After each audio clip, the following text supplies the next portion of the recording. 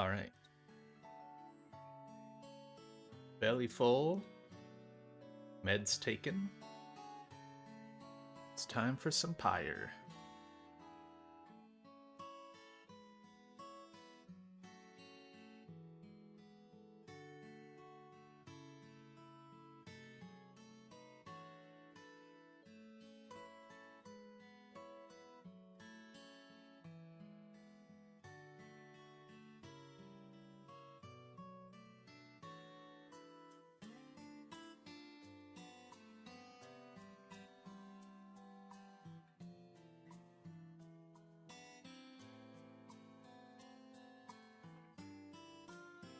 Alright. There's only like 4 fights for me to do today, I think. Yeah, 4 fights, no encounters.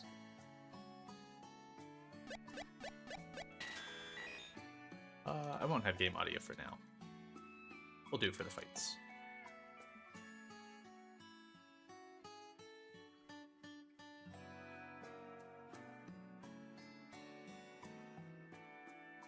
Oh yeah. This was like right after getting the lad. So I was looking at a couple variations of tag. I think I always need boom lead with muck. But then there's some ideas.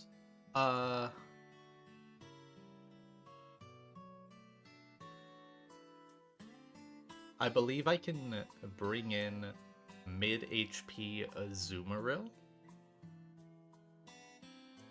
And that'll get T-Bolt Sludge Bomb out of both opponents, which gives Rhyperior a free turn to attack Dragalge, or it could attack Rotom, right? That's kind of the downside there. And if it misses Stone Edge, right? I don't know who it's going to kill, and then that affects kind of the next turn. And the problem is, I would really only want to be doing this kind of thing with a Pokemon with Protect. But that would mean sacking a Protectmon, which is not ideal. That would only really be possible if my Caracosta had Protect. But even then, it doesn't.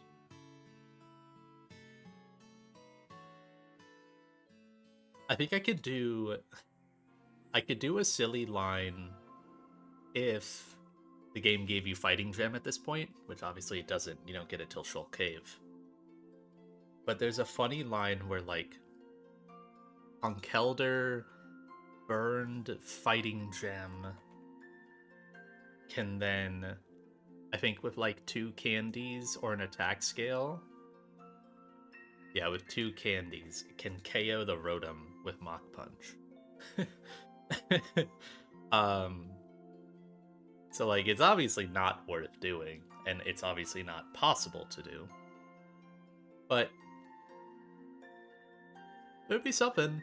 And then the problem though is Rhyperior then could just Stone Edge Dragalge. So you don't really know what's what. You can only go for like a non-second boom if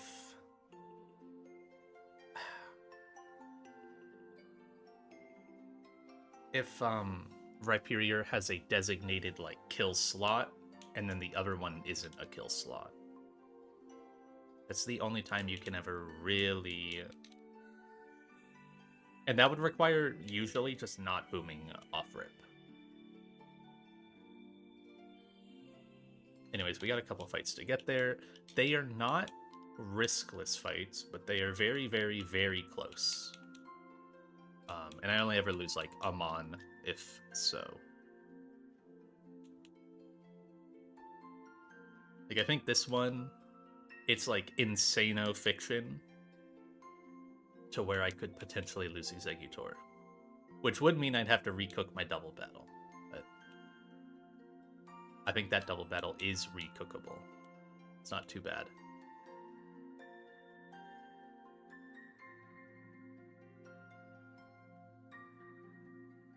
I do want to double check one thing on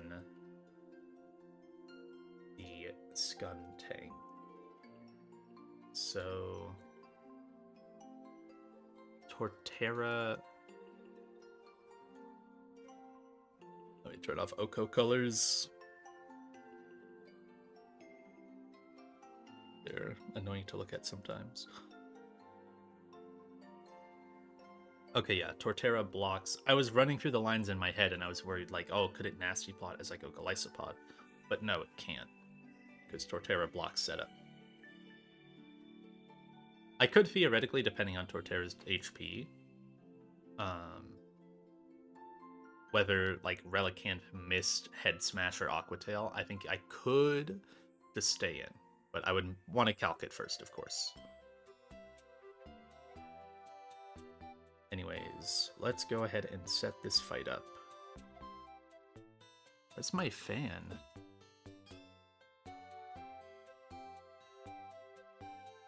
Oh, there it is.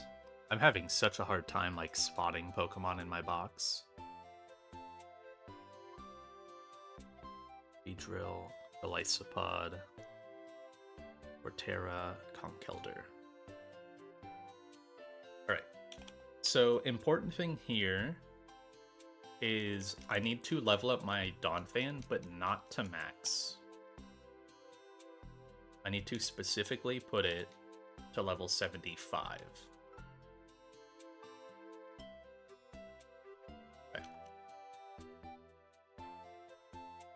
That's important to guarantee activating a Pinch Berry on it. You can put on a Figgy. There's pre-damage I'll need to do. I guess I can do it here. I just need to Toxic and then pre-damage some guys. Eggy needs a Citrus. Obviously Beedrillite. Golisopod doesn't need anything. Torterra Zoom Lens for the Bright Powder Relicanth. Be down here. Just used it. Yeah.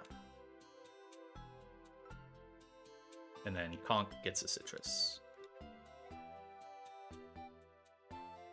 Obviously, we're going to burn Conkeldurr.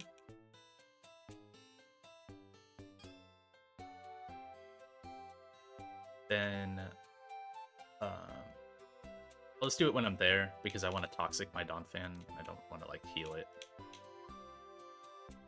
My Repella's on? Yeah, okay.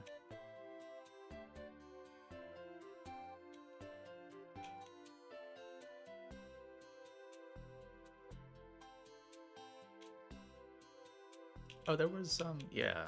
So I never even grabbed this. I just kind of got Dracloak and got out of there. I think I marked this off on my sheet. Are there other items for me to get? There's some max revives. Okay, cool.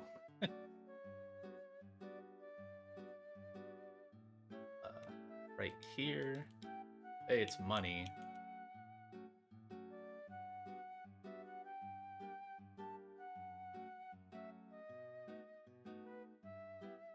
There you are.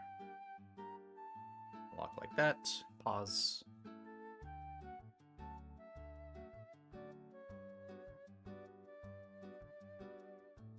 Okay. Slots 1, 2, and 4 is what I'm touching.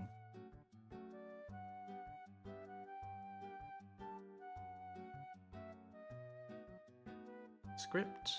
So I want to pre-toxic my Donphan. Want to pre-damage my Exeggutor by 1 HP. And then pre-damage my Golisopod in slot 4 to 166. Hello, Jax. Thank you for the win. There's like technically fiction on this Donphan into Gengar.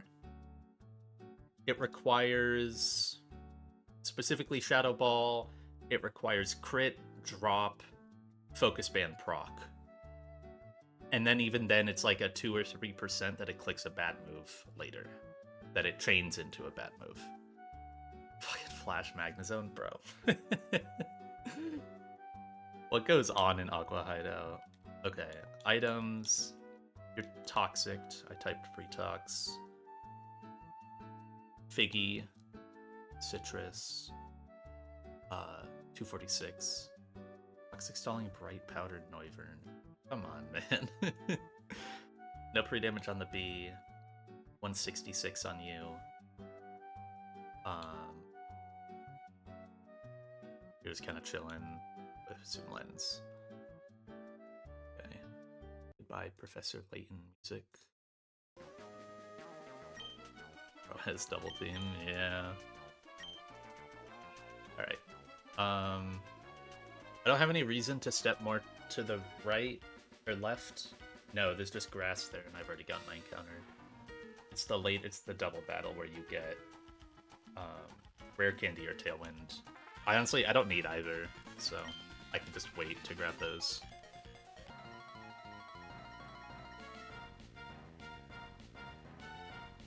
Alright. Booming, Focus Band, Gengar, in Tailwind. We got Sturdy Donphan. It's also possible, because my attack is so low, I could just straight up not even roll high enough to kill. Which is fine. Because I have a 1 attack on my Donphan. So it is like the standard 4% to Boom. Boom would be better than Shadow Ball. I would take Boom. Okay. Okay, we're good. No crit. No drop. Drop only matters if there's crit. Oh, I didn't even roll high enough. And now I shard before it booms. Yeah, I straight up just didn't even roll high enough to activate Focus Band. We'll never know if it would have procced. So now, at this HP, the fiction is like, if I got dropped there and then I got crit, it would have put me low enough to where sometimes after the Toxic, you're at like 37 or 38%. And it can like maybe go for Sludge Wave, but it's super unlikely still there. And I don't care what move this is now. Exeggutor's a beast. If it's Water Spout crit, it's like maybe a little scary looking, but it's fine still. Because I've got Citrus. Water Gem gone. Note that, I guess. It's good practice. No special drop, or accuracy drop. So now always Sludge Wave. Go into the B.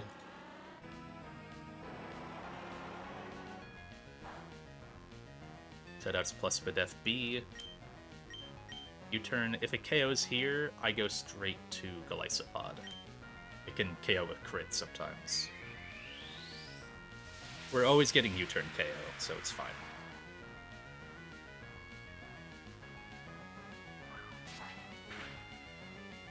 Okay. Back to Exeggutor on a water move. The Spout's gonna do like 10 damage because Gem is gone and it's hurt. Yep, 13. Sludge Wave again.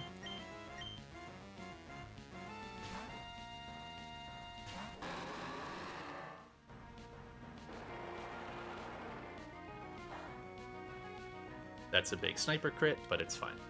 We're not reusing B, so not worried about it. U-turn KO.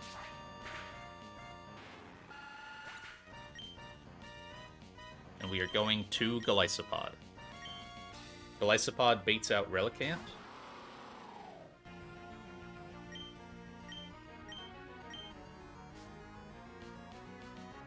I like that it gives Golisopod XP for those when it comes in off a U-turn. So this isn't going to click anything. It's just here to bait out Relic Camps. Then we go Torterra. Torterra with Zoom Lens is able to take the hits.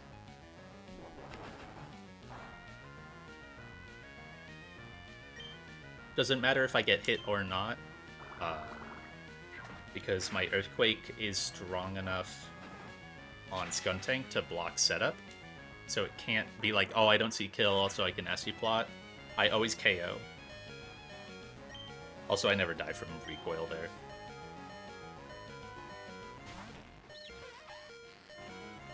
So no matter what, this always has to attack, and then it's last mon, so it can't boom. We go Galysopod, who takes minimum 58, putting it at 108, letting it E-exit.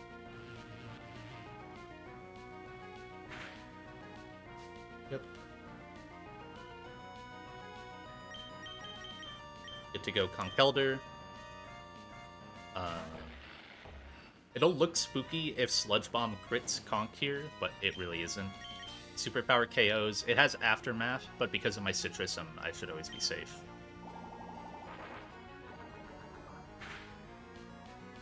Yeah, we're fine.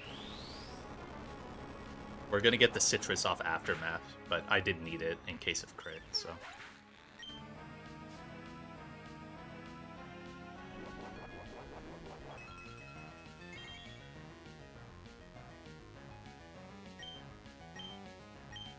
Nice.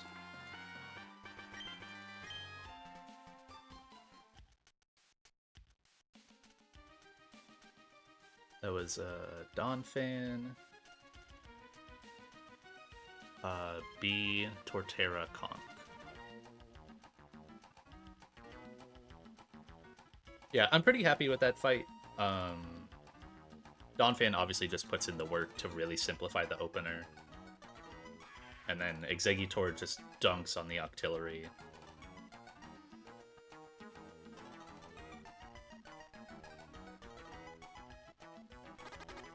Oh, my D-pad got stuck there. Okay, we're gonna meet up because I have a little more setup to do on this next fight. I gotta go teach some moves. I don't have a flyer. Damn. No, my Donphan is gonna die.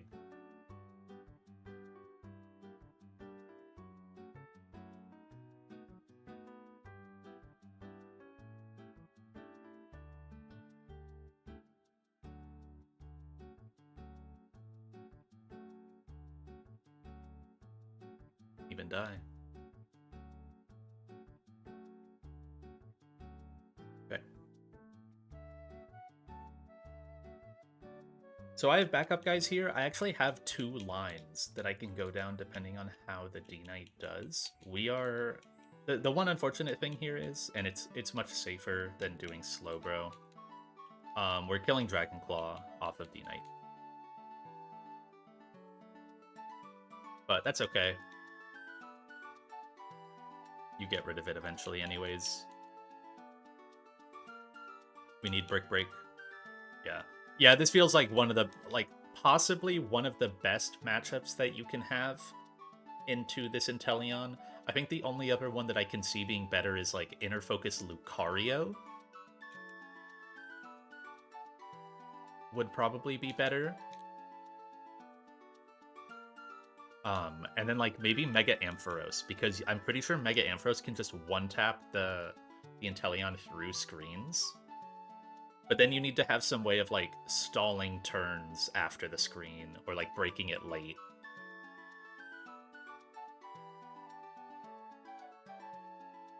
Who do I need? I need Chomp.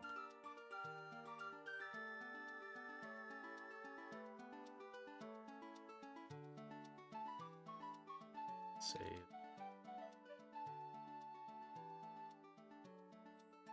Okay. I do need to level up these guys.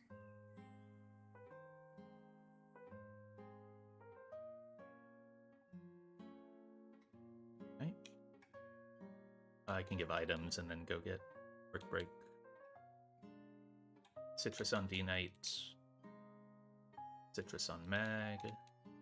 Case of Pentacrit. Icicle Spear. Magnet on Trode. Torterra gets a Life Orb. And then the first time doing this, Garchomp gets its Mega Stone. It's possible I don't even use Garchomp if the fight goes, like, really well. But we'll see. Garchomp is part of the secondary line. Basically, depending how D-Knight does against Inteleon,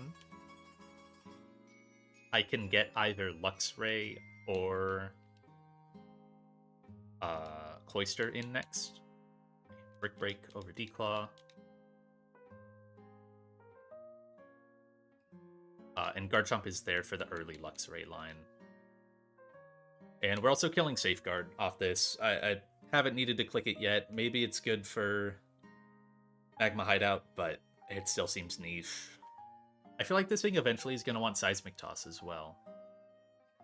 Like, even over Psychic. I feel like you just run, like, Future Sight, Seismic Toss, Slack Off, Tech Move, or, like, kind of an open slot. Okay, and then the only other thing is I'll need to pre-damage my Magnezone a couple HP.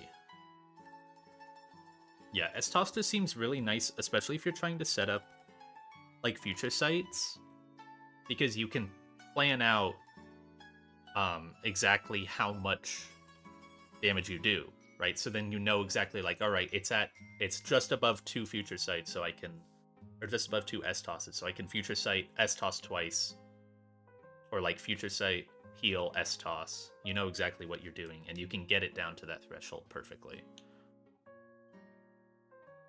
It's a good combo. Okay. 3 damage, slot 2, just 3 HP. Off of it, not on it. Yeah.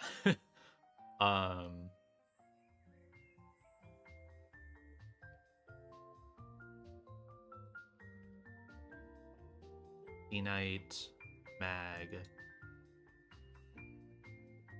Trode, Torterra. I need both Garchomps and Slowbro. Slowbro is here entirely as backup in case things go really wrong and, like, D-Knight dies, I guess.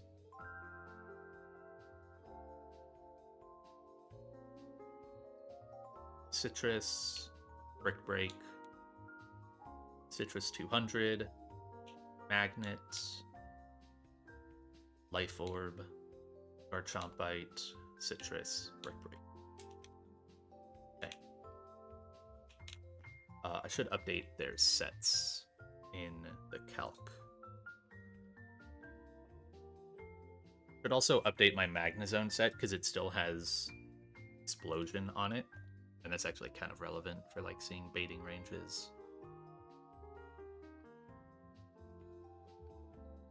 Instead of a Shockwave.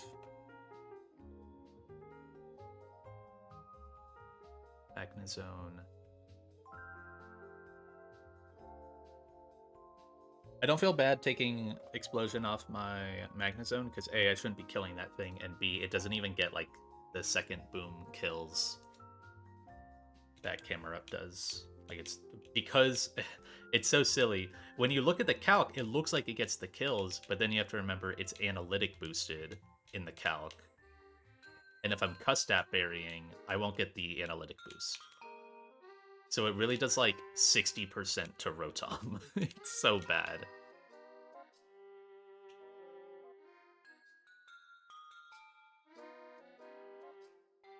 Okay. 200. No pre-status. Brick Break. E-Speed.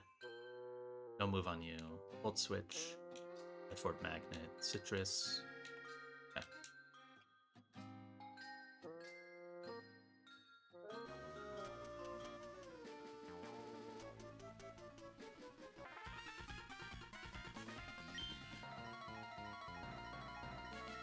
So again, there's, like, Pretty big fiction here if it decides to, like, double air slash and then I think double crit. Or, like, first one non-crit, second one crit. But it's 10% to even click the move. And it's only going to have 2 turns to do it. I'm going to kill this in 3 turns. And I'm going to E-speed it, so it only gets 2 actions. Light screen? Good. We won. Or, not won, but we won this interaction. We're not losing D-Knight. As long as it did a screen once, D-Knight can never lose. Crit doesn't matter. No, it doesn't. I just brick break here. It might not kill. It could kill if it, like, really high rolls, but same effect. Doesn't make a difference. Okay. So we're gonna get Cloister, which is the normal line. This is the most common line. E-speed. Good job, D-Knight.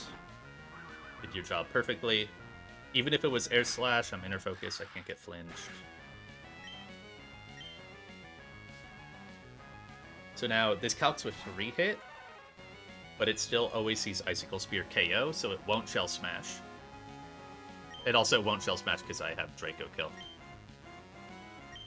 We go Mag on Icicle Spear. The pre-damage on Mag was only for the other line. Like, to account for a risk on the other line. So it doesn't matter now. We probably won't get our Citrus anyways.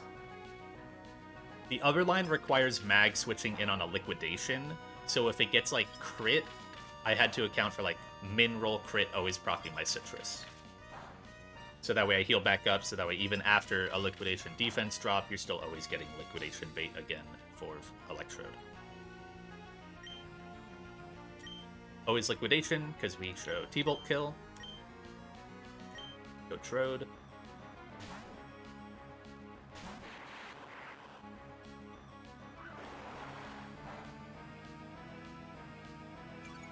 Oh, defense drop. Nice. Owned. Outspeed anyways, but it's making sure I have Magnet. Yep. Magnet, Volt Switch, KOs, and we're gonna go Torterra. At this point in the fight, when Torterra's in, I think both Pokemon don't see out damage, especially because I'm Life Orb. So they're both +1, so they're just going to go in order. Torterra just dumpsters on these last 2 guys. This is Unburned Luxray, and we take the first attack unburned with the guy that we want to do damage with. I didn't need Life Orb here, but I need it on Drapion. Superpower.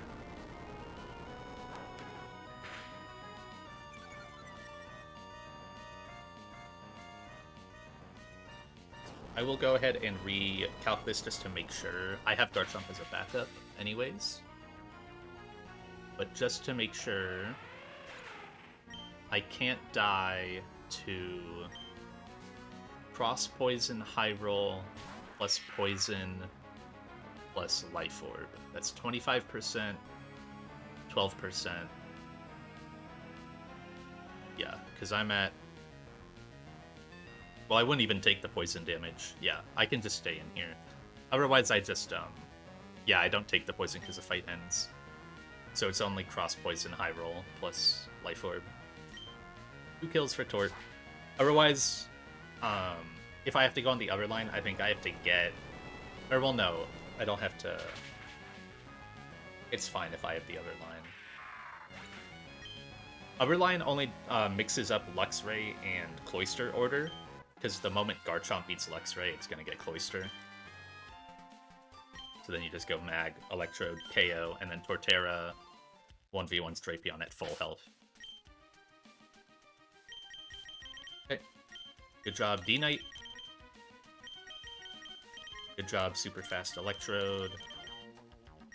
Nice Formon with good backups.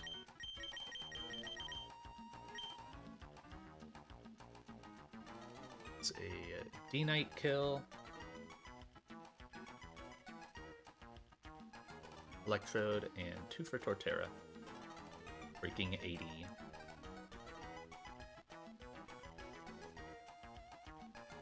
double battle time. We've got a fun double battle.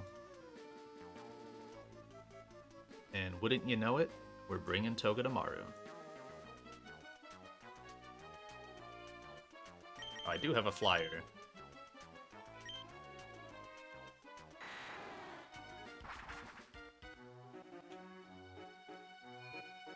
I only need 2 items in this double. And I really only need like 4 Pokemon, but I have all 6 planned out. Togue does a lot of heavy lifting here. Actually, a couple do. Togue does heavy lifting, Exeggutor does, and I feel like I had to give him the honor of having a big fight before going out. Muck does a lot of heavy lifting here. Mainly because of the 2 focus bands, right? I need Gliscopod, Muck, Garchomp, Torterra.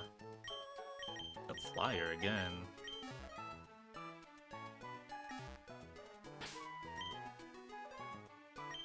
Let's heal up.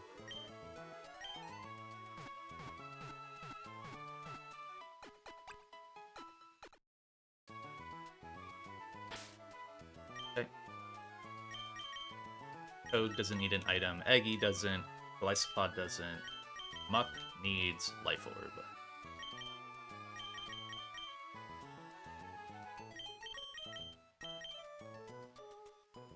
And Garchomp doesn't really need it, but I can throw on the Garchomp bite. And I'll throw on Citrus, Citrus Torterra. Don't really need anything else here. I just need 3 damage. Scripting. Damage slot 1, 61. Slot 2, 233. And slot 3, 195. There's a very tiny variation that can occur on turn 2 of the fight, but it doesn't make a difference if it happens. Basically, Gliscopod could exit like an attack early, and then my entry has to take an Aura Sphere, but if it does, it's fine. Muck would have to take an Aura Sphere, which it can do without getting baited on anything. We control actions on this fight basically every turn. It's very chill.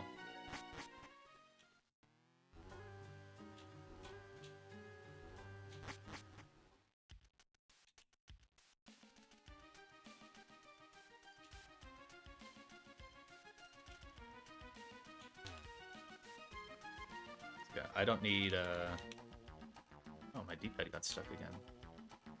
I've been getting stuck on down a lot, more than the other directions. Okay. 61, 233, 195. Life Orb, Garchomp Bite. I don't need either item, so...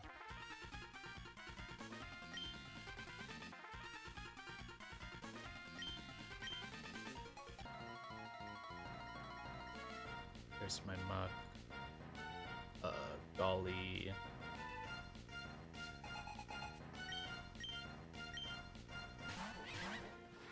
Oh, Torterra. Okay. Obviously, double battle. Just gonna start at low HP with a Protectmon. We are not gonna click Fake Out. We're gonna click Spiky Shield. And Draco Meteor, the Dracovish. Bait both attacks into Togue, it won't fake out.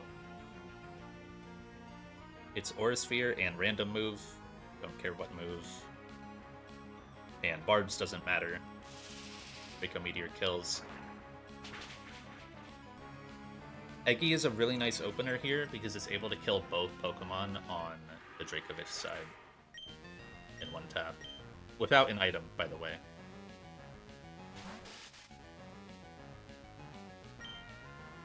So now we're baiting Liquidation into Togue and Aurasphere. Life Spot's gonna switch in. If Liquidation crits and high rolls on the crit, then I'll get E-exited early, and Muck has to take Aurasphere, but it's okay. And we're gonna Woodhammer. I could actually put on Miracle Seed, and Leaf Storm would still KO the Basculin at -2, but I want the recoil to keep up tempo.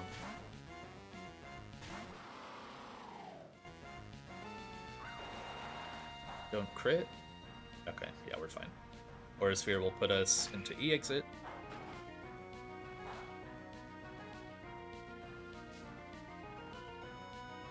Then we go Muck.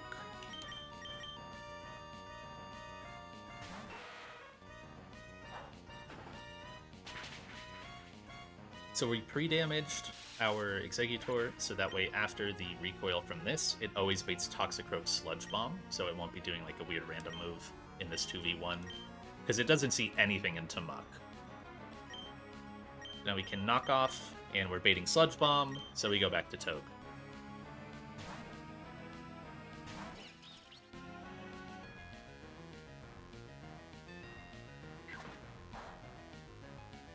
Knockoff does a lot on a fighting type. No more Focus Band. And now again, it's always going to Aurasphere, again Earthquake, and Spiky Shield on our own Earthquake. This KOs Knockoff plus Earthquake, even with doubles damage. Crit don't matter. Notice this Raichu last with Focus Band. The reason why we put Togue this low is so that way it always baits Thunderbolt from Raichu. Otherwise, Raichu could fake out. It just makes it kind of awkward. At this point, the fight is like pretty easy. You could just go to both ground types and then never take any damage, but I figured I might as well do this because it didn't affect anything else, and it lets Muck do more, so one more knockoff. Always T-Bolt. Go Garchomp.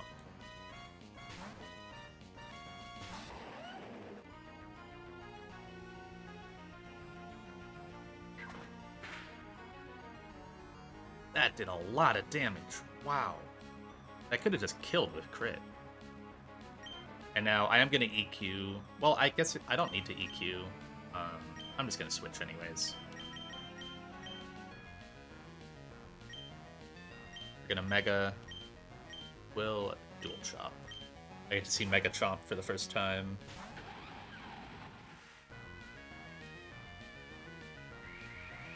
I'm going to take like a Grass Knot into Garchomp or a T-Bolt into Torterra.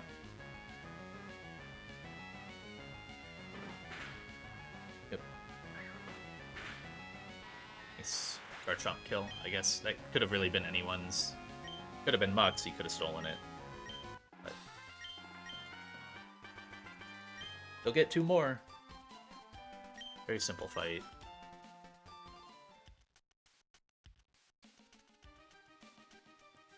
Togue makes double battles very, very easy sometimes.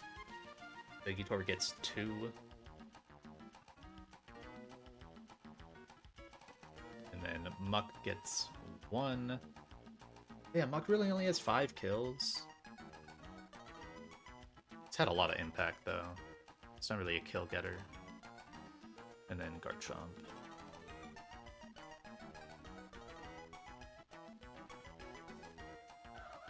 Garchomp right next to Beedrill.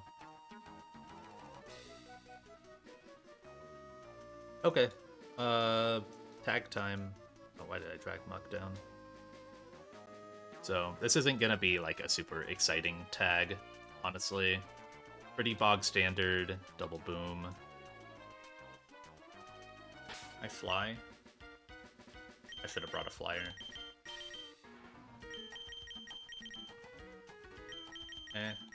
Bringing Torterra was fine as backup. Speed this up.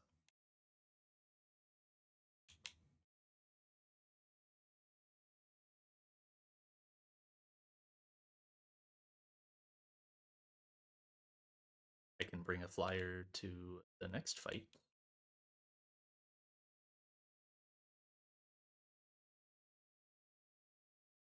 Oh, why did I take Life Orb off of you? I've kept that. Your final item.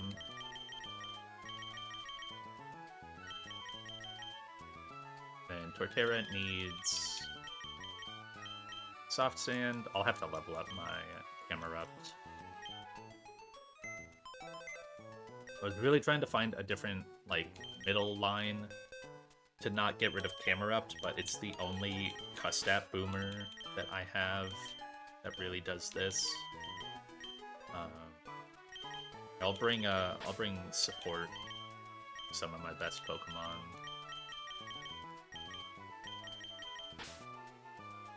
And I'll bring a flyer.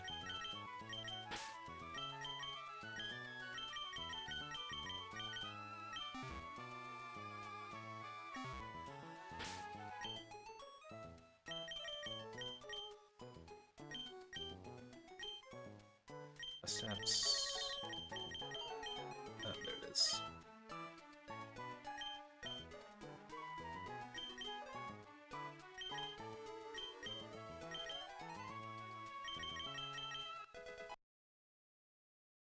All the way up. So yeah, I guess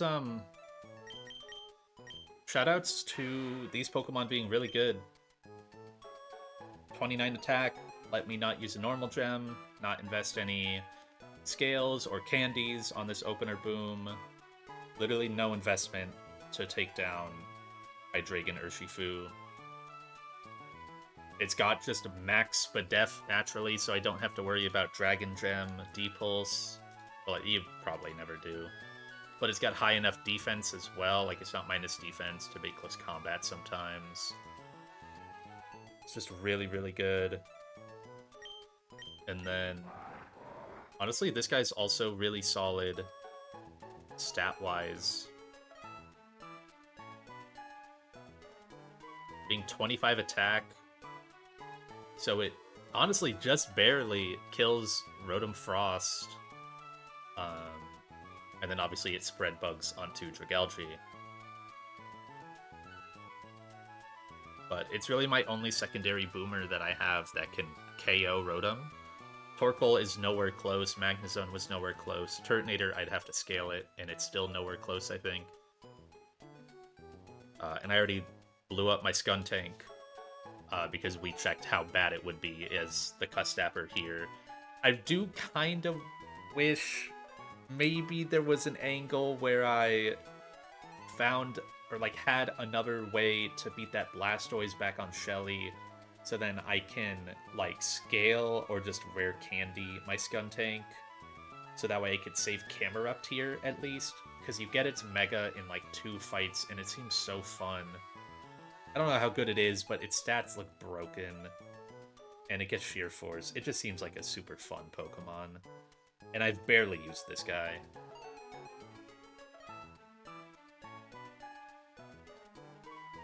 Yeah, I do think saving Muck would be better than Camerupt for my box. Like, dude, look at this Mega. It's so sick. It drops to base 20 speed, so you don't care about any Quick Claws ever. 145 special, and then 100 in both defenses. Oh, it's so cool. I guess you would lose Solid Rock or Magma Armor. But you can also just use it as base. Or, like, utilize that on the turn you switch in. No, you can't get crit, and then... I don't know. But yeah, I mean, shoutouts to this thing being good enough to be able to do this. I don't know what the attack requirement is. Is it maybe like 16? Yeah. It needs to be 16 IV neutral to 1-tap without any investment. But this is what we gotta do. It's pre-damage.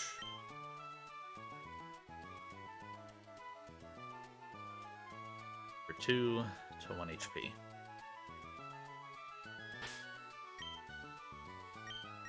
Okay.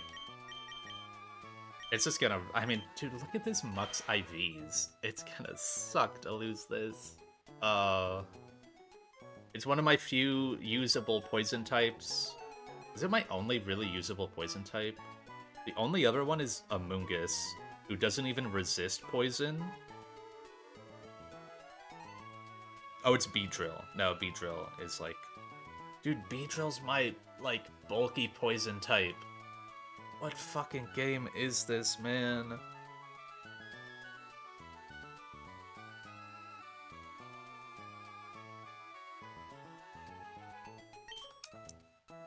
I know I'm fine. I just, be fine. I've got Dracloak. I've got really good guys in the box going forward.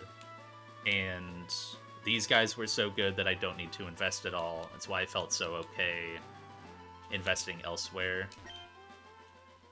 I do have a billion grounds, yeah. Yeah, maybe Seismitoad will actually get some usage.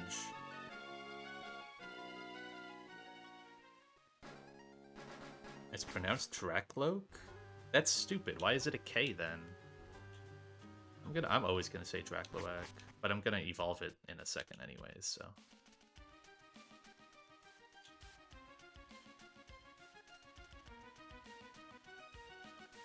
I could evolve it right after this tag. I mean, I brought it. So yeah, this is an entirely riskless fight. It just commits 2 Pokemon and a Cut Step. But it doesn't commit other stuff. I'm gonna be exiting this with, what, 3 scales, 4 candies going into Magma Hideout. That's pretty solid, considering how much I had to invest early on, like... I mean, you could call it the B tax. Like, my Winona gym required, what, 4 scales? Yeah, I'm not gonna touch it till I fully need it. Dragapult, but...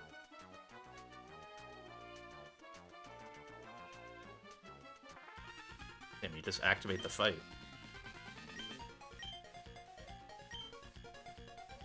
Thing I already set up. Yeah, good luck. Alright. Yeah, I'm pretty positive Torterra can never die here.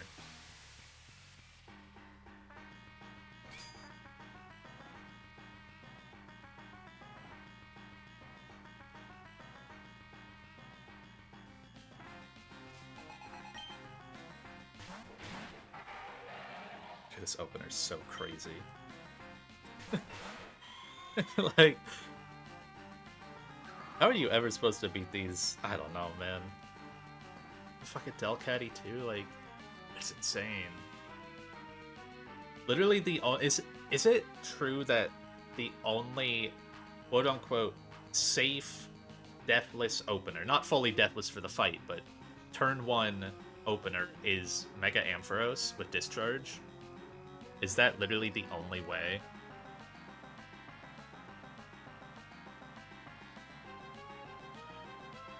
That then gives you, like, a good follow-up after, right? Because it would get Dragalge, and then you pivot into your Fairy type on double Dragon move once you become a Dragon type. Yeah. Yeah, so the reason why I say that is I saw Blue did Mount Pyre yesterday, or last night, and they had an insane combo, and I think they messed up their execution. But it literally should have been, like, unlosable with Amphi, Mega Amphi, into Wheezing Galar. So you just have Custap, Wheezing Galar come into double Dragon move at 1 HP, and then boom, both, like, Rotom and Hydreigon. Because Rhyperior will kill the Dragalge. Literally so insane. I think he messed up, like, his pre-poison or something, though, and got the wrong mon in, and then got lucky after. Anyways. Goodbye, Muck. And I got, like, 5 kills, but you've been my best, like, Porygon 2, Eviolite, Answer. You're a really good hit taker. Going down to two dark types after this, and really only one poison type. But you're the best thing I have here. Pick out Hydreigon. Nice crit. Sick. Does Delcatty die? It does die. Damn, I could have done Musharna lead.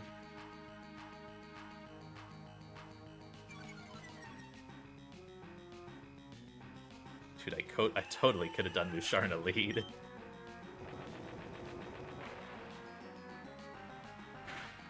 Why did I just do it? That's so bad.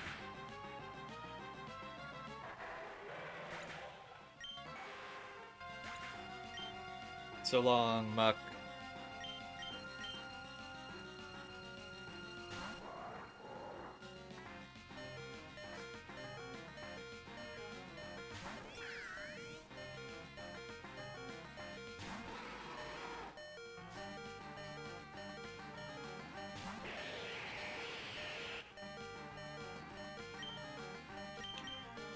So long, Camerupt. As I need to see HP to see what Rhyperior gets hit to, but I'm pretty sure it always gets hit to Sharpedo range with Spread Bug.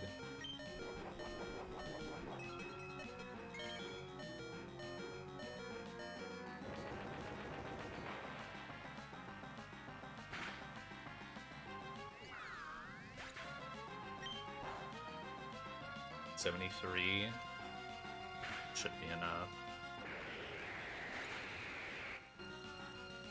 Oh, yeah, that's easily enough. Thought it was lower than that. Oh, it went for Stone Edge, not high horsepower, so I would have been owned if I did Musharna. I'm pretty sure. Or no, if I did Slowbro, I think. I don't remember exactly. I had too many, like, different lines in my head. There was a Slowbro opener line as well, but then you're second Slowbro, who's really, really good going forward, so that was not gonna work. Alright, so now I just Wood Hammer.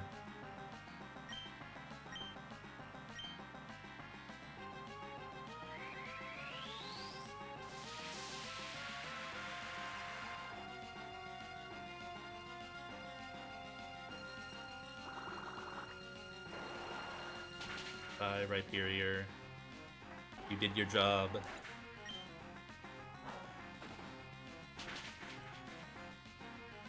Okay. So probably Body Press. I think it's always Body Press, isn't it? Because Rhyperior should bait that too.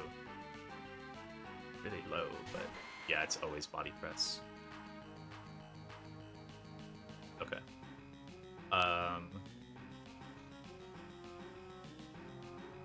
Is there a world where I lose? Oh, no, yeah, I just synth. I have fast synth. Yeah. I was like, I feel pretty low, and this isn't KOing. I just synth, and then I'm safe. And, I can't be crit. It's out. Heal. Let Venusaur do something for a turn.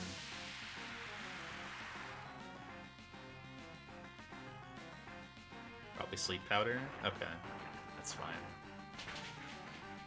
It's more consistent. Now Earthquake will always kill.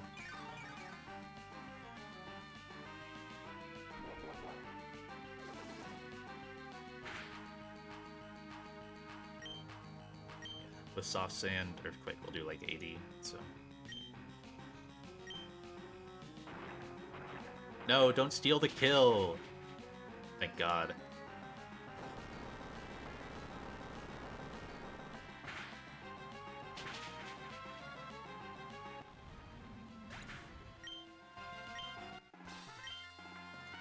Yay.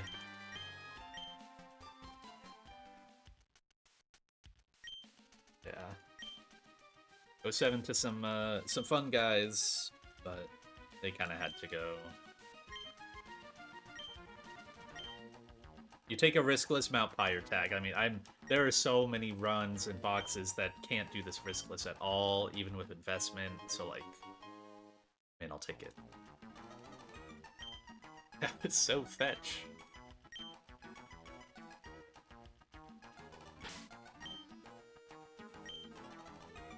And I'll screenshot that. It's not very eventful, but I'll put it in the Discord. It's nice that I'm happy that I was able to do that investless at the very least, right? Like, not needing to bother any scales or candies there was super important.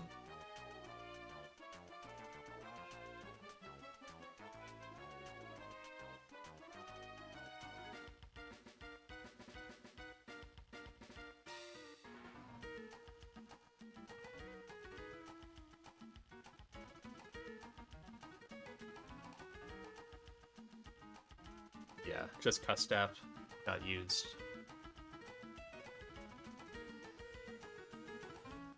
And, of course, 2 Pokemon.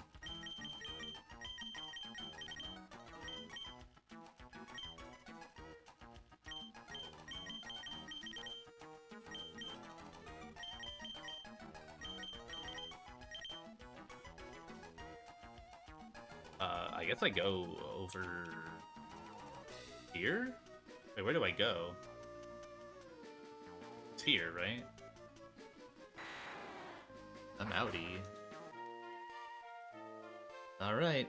Get to take off some kills before I put them down at the bottom. Muck got 2.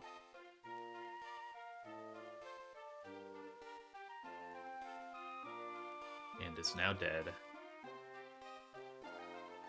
And then Camerupt got 2, finishing at 6. Yeah, I mean, I guess, like, they weren't the most high-impact mons. Actually, I mean, my Camerupt was still level 65 or something, right? Like, I hadn't used it in a while. Muck, I've been using pretty regularly all the time. Really good pivot, really good knockoff guy. I lost both my Dark Poisons.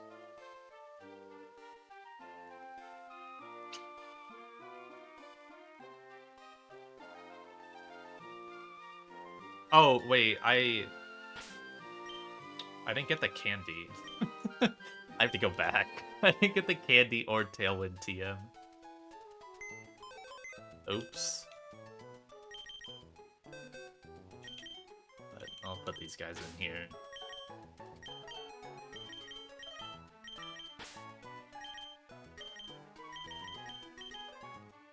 Go ahead and edit this. Finally, double-digit deaths. Still pretty good.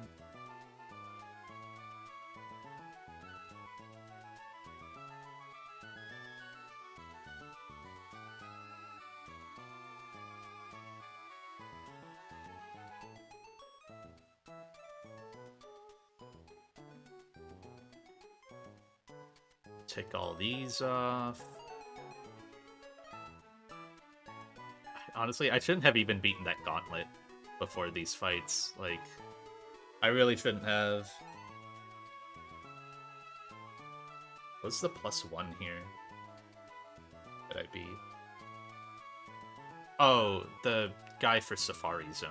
Yeah, he is an optional technically, but he blocks an encounter and a bunch of items, so.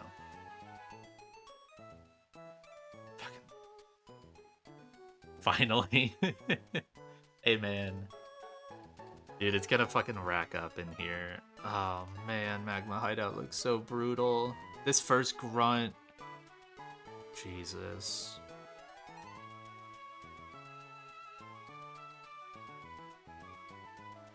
God, what am I looking at? Like, the Grand Bull is maybe fine. The Zard just requires a zoom lens mon?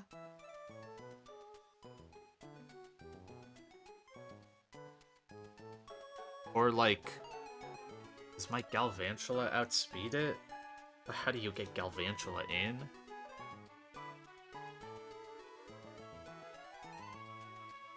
Gal will not outspeed it.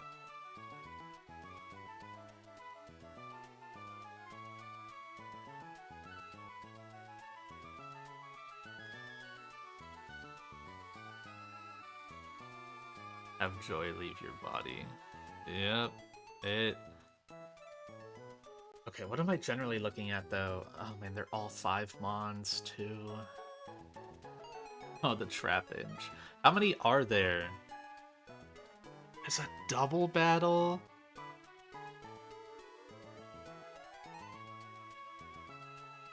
What the hell is Tanga Berry? Oh my god, I've never seen that berry in my life.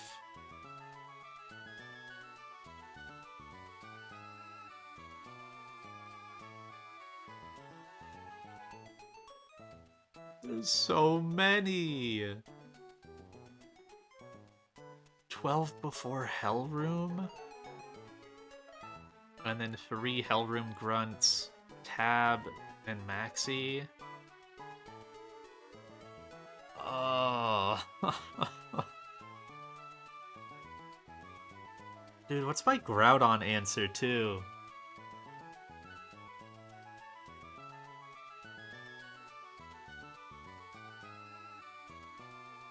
Like, that's looking way too far ahead, but...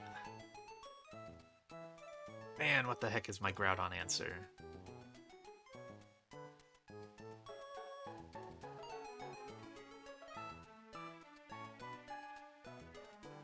Like, especially because I just used my Custap. Oh, maybe I should have greeted to not use my Custap there somehow, because I might have needed it for this Groudon.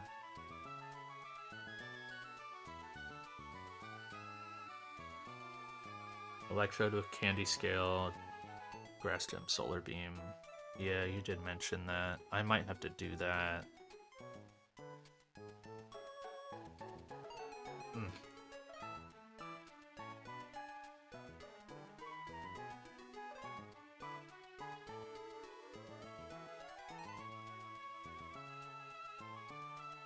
Wow. Focus, Sash Bliss, Cephalon, Normal Gem, Unburden, Hitmonlee. You have to block the Fake Out. Or chain it with like a... Chain it with an Inner Focus Pokemon that doesn't care about the Fake Out. Actually, when you're Inner Focus, won't it just never Fake Out? Isn't that part of the graph here? Are you sure? Yeah, it just immediately goes minus 40 and never touches it again.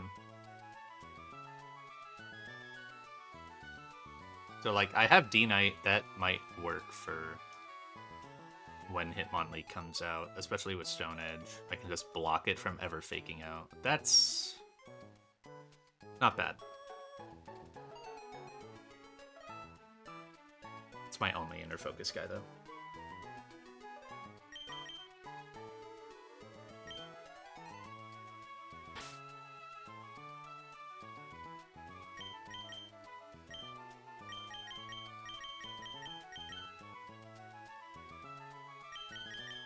Honestly, you kind of go over here, man. I still have just had no reason to touch you. Hopefully on you kind of get that bill as well.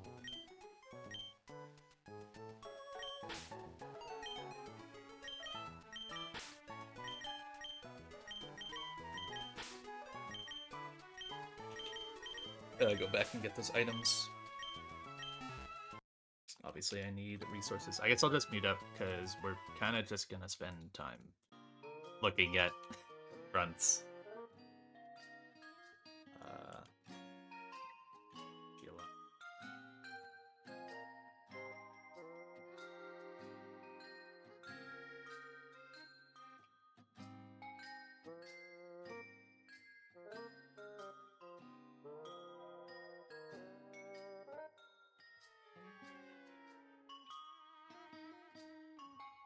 Find this all again.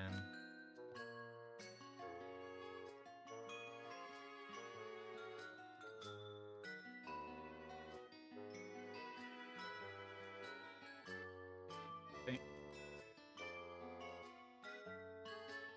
Yeah. Set everything here. There's a full restore. Sure, I'll grab that. Why not?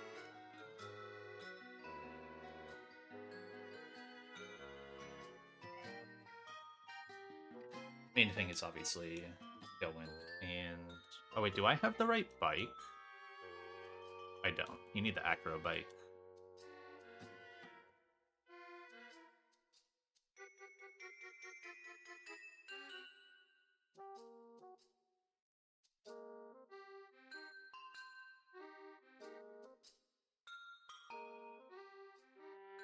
Pretty sure you need the acro bike to climb up here.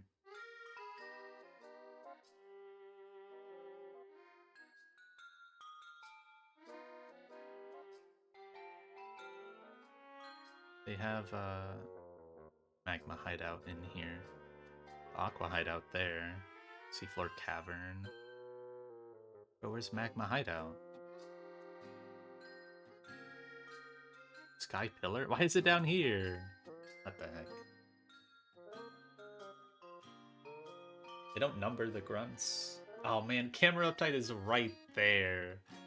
Oh, it's one fight away. I thought it was two. Damn.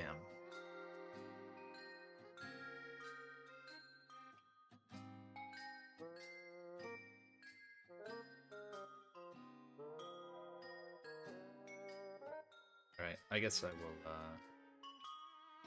Insane.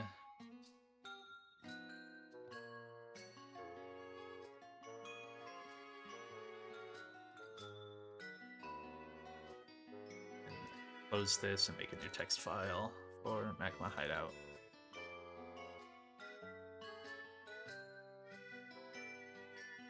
I'll probably just make it like one file for the 13 fights, and then, or 12 fights, whatever it is, and then make a separate one for Hell Room specifically. So that one will need to be way more in-depth. Like, calcing HP everywhere.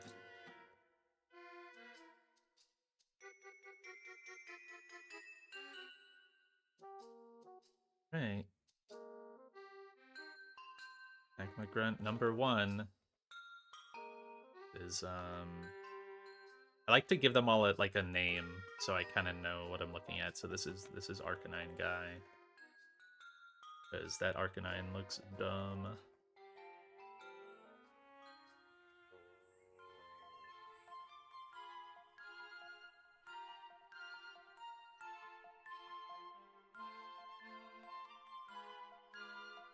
Alright, no more Tailwind, but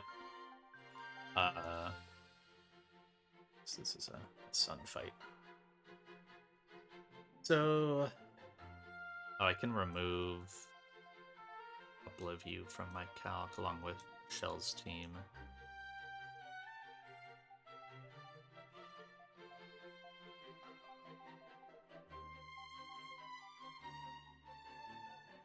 I guess a new level cap, huh? I don't know. I feel like I'm kind of at the point where new level caps don't really give me any new moves. Like, I got Flip Turn on the last one, that was cool, but we're only going up 3 levels.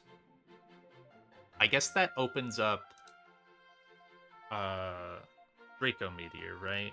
On Pult? Or on Dragalge? Oh, it was always open. Oh, wait, Dragalge. What? Dracloak. Yeah, so now I can get Draco Meteor and Evolve. But obviously we'll hold off, see if I need it. I mean, my guy doesn't inspire.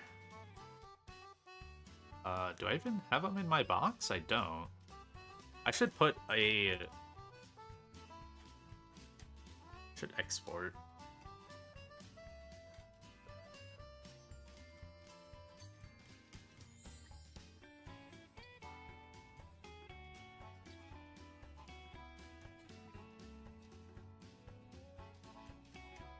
There he is. So we'll go ahead and export this as a Dragapult, that's level 79. What is it? What is its moveset gonna want to be? What is it right now? Infestation, Assurance, D-Pull, Shadow Claw. But it's level 58. So it'll get... I imagine it's like Sucker Punch, Phantom Force, Draco, Deep Pulse? That sound right? I have no idea what this thing's moveset wants to be.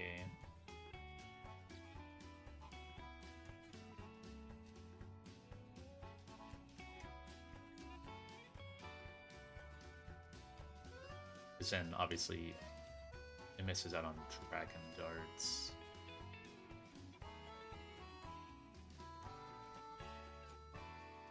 So let's say Draco Meteor, Phantom Force, Dragon Pulse, Sucker Punch, I guess. And keep him down here, so we won't touch him. See if he does anything. Honestly, it might be useful right away because of this Shell Smash Torkoal. It really might be useful immediately. Yo, shoutouts my shoutouts my level 25 cast form speed tying this Torkoal. Yo, dude, if I just creep him one level, I can outspeed. That's sick. Dragonite? E-speed before Quick Claw. It's my D-Knight. Yeah, it does pretty solid. I guess you just Draco and then you E-speed. And then you... Yeah, it takes Fire Blast, but it's likely to Shell Smash. What would be awesome is like Quick Claw Shell Smash. So then it goes before you. But yeah, because it sees that it's slow normally, it can Shell Smash, I guess. Because it doesn't see it as like as letting you KO it.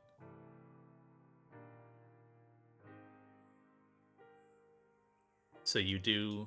Is Shell Smash -2 defenses? Or lowers defense and Spit F by 1.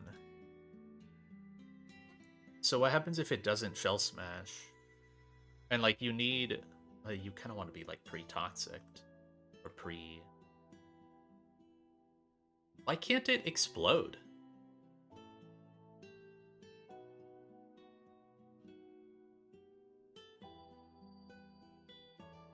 Does it just like... Shell Smash always overrides it? It's interesting.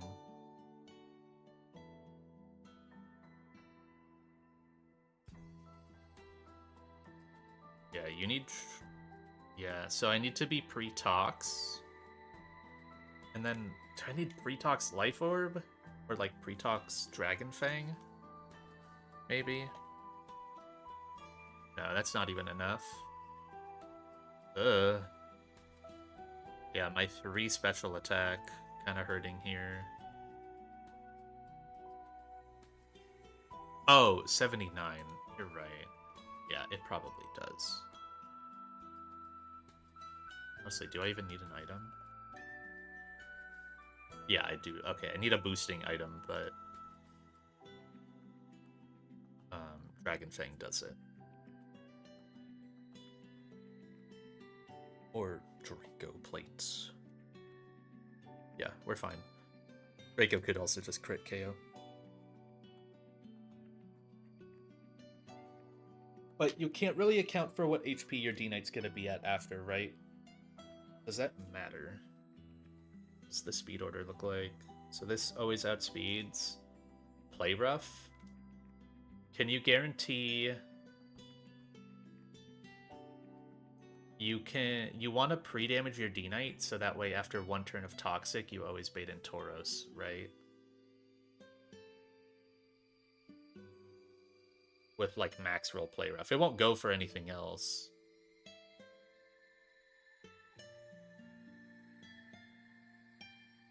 Does anything else even see KO? Granbull can. Just barely higher. So yeah, you have to be careful about that, not getting early Granbull. Oh, and Arcanine also. Arcanine sees fast KO. So if you're full HP, you get Arcanine.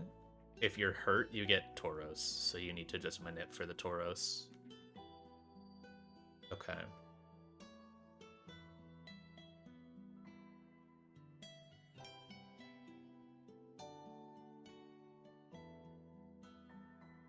How does Basculegion do against this? Oh, Solar Beam. Never mind. And it's physical attacking. I don't need Life Orb. I can be Dragon Fang. But yeah, I guess I could do that. The only thing is it then limits my Life Orb off of another Pokemon. Yeah, the thing is you just can't guarantee 2 turns, right? Because you could just crit the Draco, or it could Quick Claw Shell Smash, and then you just hit the Draco.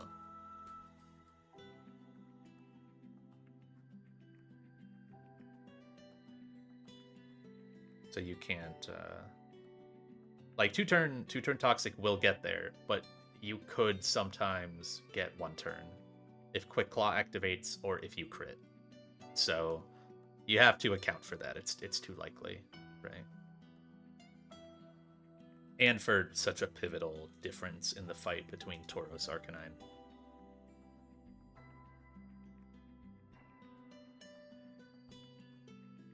You could also just get Quick Claw Fire Blast. I guess, so kind of a scary thing is if it's Quick Claw Fire Blast, I think you just get pretty random move Tauros after. I don't think you ever get low enough for Fire Blast, but you get Body Slam, Iron Tail, Play Rough. I wonder if you remembered to account for that or just ran it and didn't realize. Steel takes all 3 and then baits Fire Blast. Yeah, you kind of have to pivot on this guy. What about like Oko Colors? And those on every once in a while.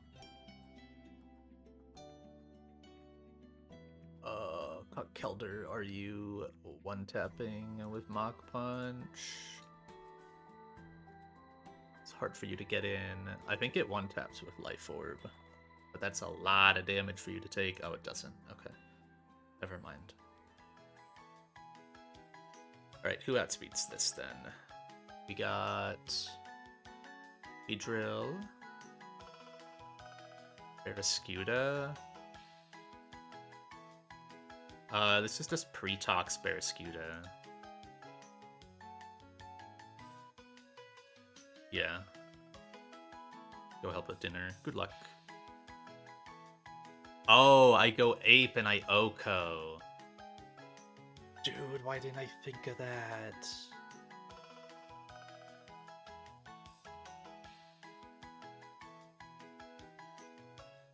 So yeah, I guess I just use like Magnezone here. Oh wait, it's Sheer Force. I don't have to worry about Fire Blast burn. That's nice.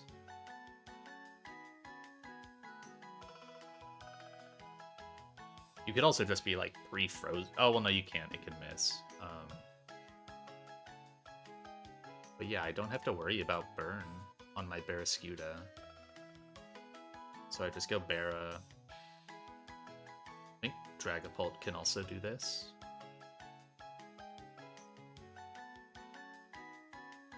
But yeah, take a fair bit. This is a lot of Pokemon to commit.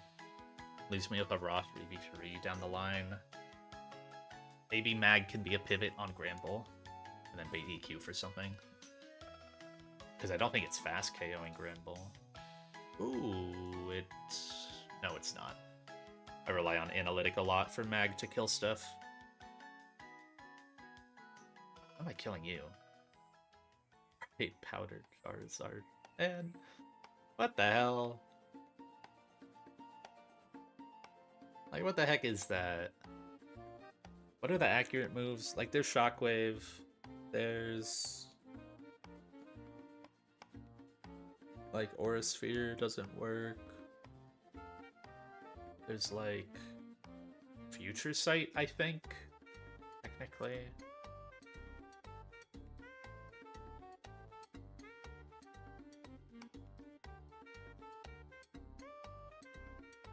I already checked. My Galv does not outspeed. Yeah. Because it's minus speed, but 31 AP. Otherwise, it would be able to get in actually pretty easily if it outsped. Ah, that's annoying. It would be a rather simple counter to the Zard. No, it's not solar power, it's Blaze. Of course. Okay, so Mag eats triple move here, and then always baits Fire Blast without worrying about, like, needing a Citrus or anything, really. It won't even activate its Citrus. It can't defense drop, it can't paralyze with Body Slam, that's really nice, potentially. And then you always get Fire Blast, you go Barraskewda on Blast. And then Barraskewda needs Black Belt. It can't be burned.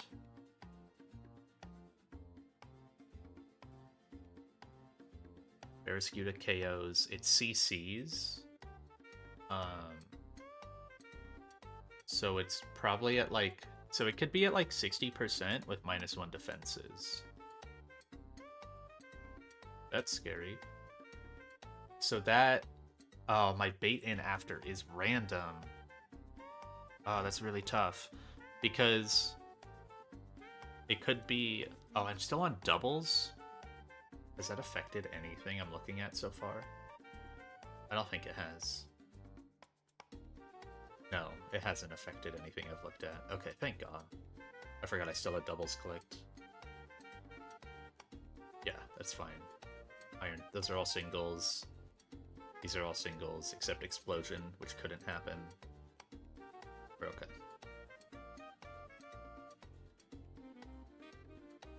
So I kind of have to pre-damage her Fire Blast miss. So that way I get Zard attack. It just has to be an attack. I can't rely on outspeeding this because it could get Flame Charge. Plus it's Bright Powder, so unless you're outspeeding it with an accuracy guy, that doesn't really work. And like Mega Pidgeot. Pidgeot kind of dumpsters on it though.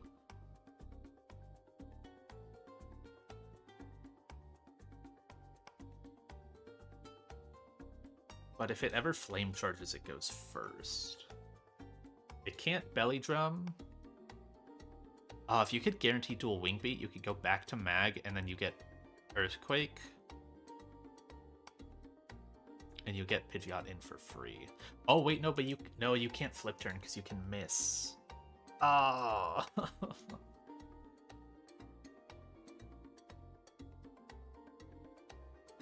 I guess there's a couple things that do pretty well into the Zard, though. Like, Base Chomp kind of does it.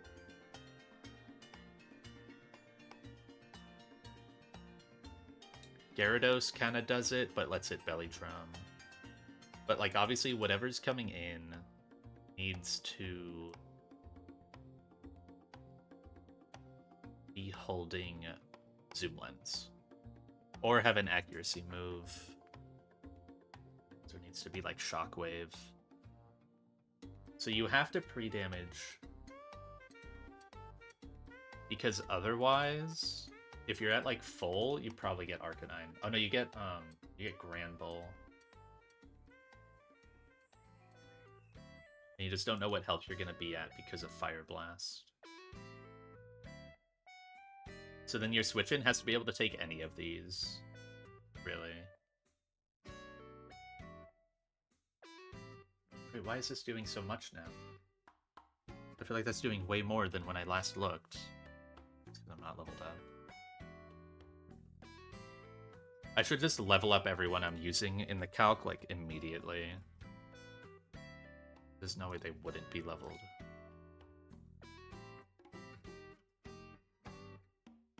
Okay. Okay, so 68% is where you have to pre-damage your Barraskewda at. At that HP, it always lives a Fire Blast crit from Tauros. And it can't be burned because of Sheer Force.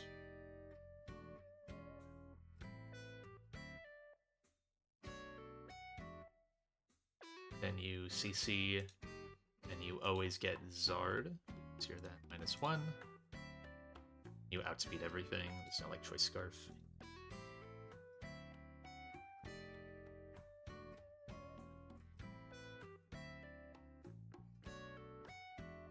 Then you can't flip turn because of Bright Powder. So this is just kind of quad random move. Like, you have to be okay with quad random move. Obviously, if you got Fire Blast miss, it's always dual wing beat. If you got hit non-crit, it's probably still triple random move. So you have to be okay with underspeeding, which you're already planning on anyways. Sadly, Dawnfan doesn't really get you anywhere.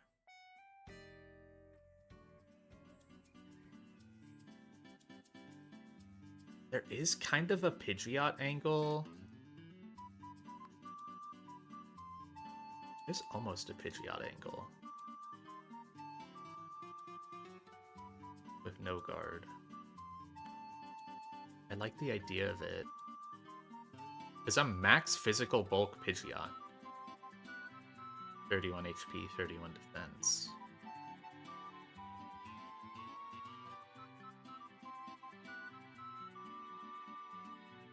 Just 2-tap with Hurricane.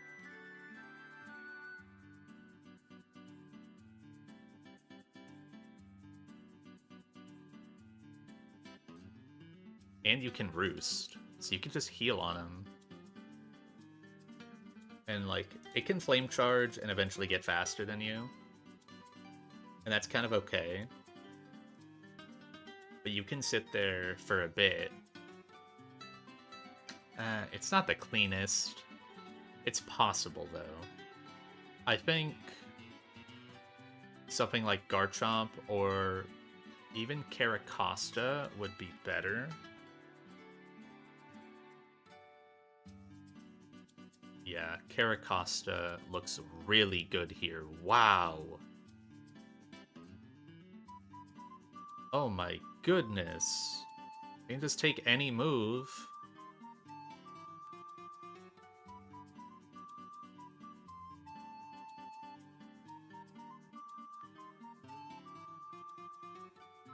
It can take 2 Earthquakes. It can't hold a Citrus, but it can Power Gem with Zoom Lens.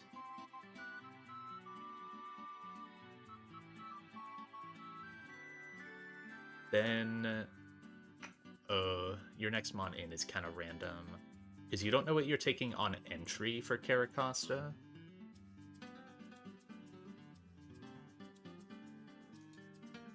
So you could get Head Smash Arcanine. You could also get Howl Arcanine.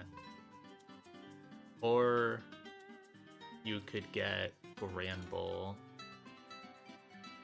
Because Granbull... I mean, they're both faster.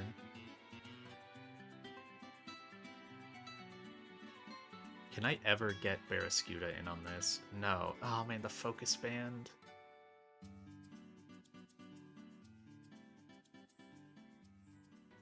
And it's Rockhead, so it doesn't take recoil from the moves. Wait, Chomp is okay here.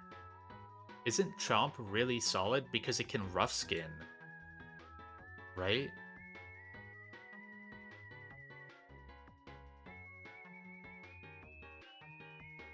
You just have to be able to take 2. Oh, well, no, you really have to take 3 because you enter and then you attack to get it down to focus band. And then it was faster than you. So then you have to get hit again.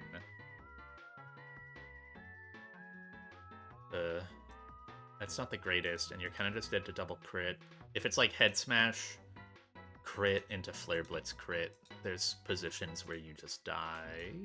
Is there? No, not really, but you need to get hit 3 times, so that doesn't really solve that issue.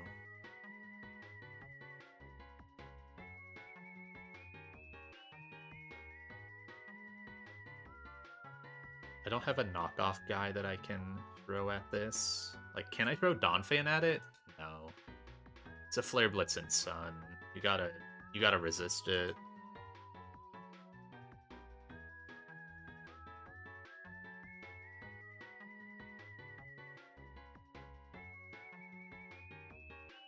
You can't go Megatron because you would lose the barbs. I guess you can Bulldoze.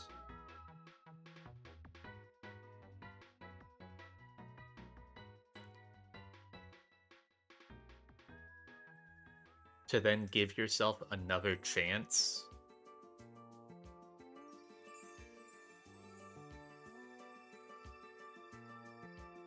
So you can go when it goes Arcanine, you go Garchomp. You Bulldoze. It has a chance to kill. If it kills, cool. Then, if it doesn't, because of Focus Band, you Bulldoze, so then it's slower than you. And then you Iron Head at that point, because you can flinch, even if the Focus Band reprocs. And even if Focus Band reprocs and you don't flinch, then Flare Blitz would hit you again, and Ruskin would kill itself. Because I don't have any Toxic Mons that can do this. My only Toxic Mon is Amoonguss.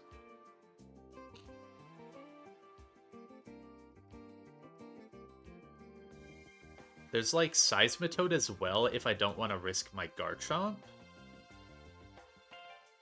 If I just want to risk Seismitoad, that can also work here. Because it'll outspeed after a Mud Shot. But it takes way more damage. So getting it in is way riskier for me. My guy is minus defense, so I don't love that.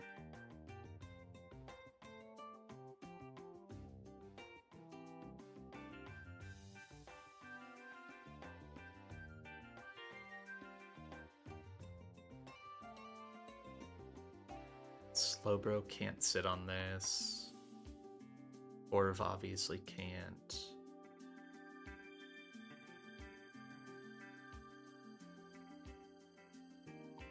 Who else naturally outspeeds? Dragapult, Ninja, good luck getting in, and also you don't have like a way to ignore Focus Band.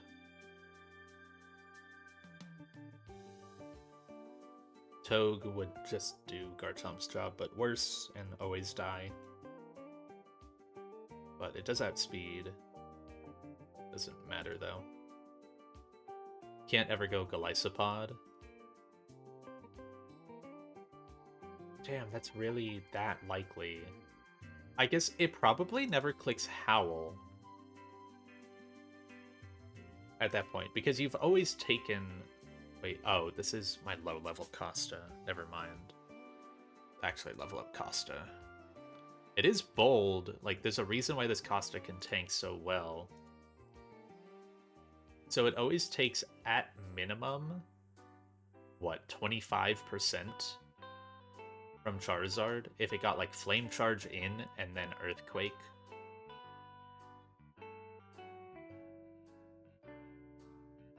I just don't know who would come in. You'd have to get like EQ on entry and have one of them crit in order to get Zard KO. Because then it could Howl on you.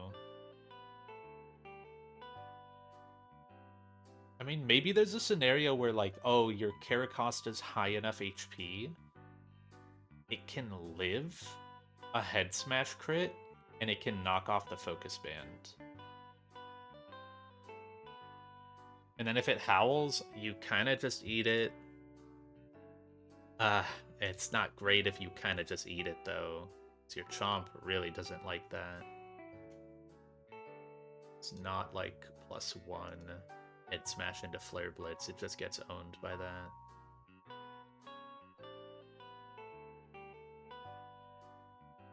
You can't really ever go back D-Knight.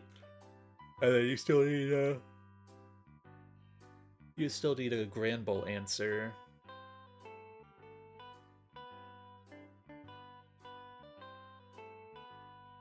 Okay. So let's say Costa. Maybe I have a different Zard answer that gets a more definitive entry. But I really like Costa as a Zard answer. I guess I could. So if I do Garchomp, I obviously can't speed drop it. And I can't really rely on speed dropping it anyways because it could have flame charged on entry.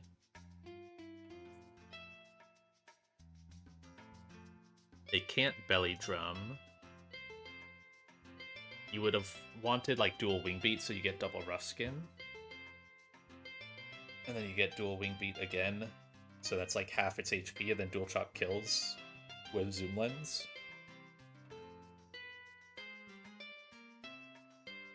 Then depends on your HP though.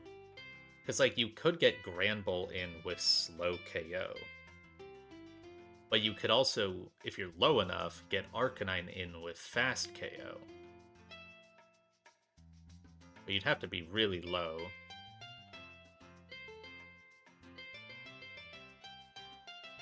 I guess one nice thing is if Arcanine comes in on Chomp, it never lets it howl. It'll always attack.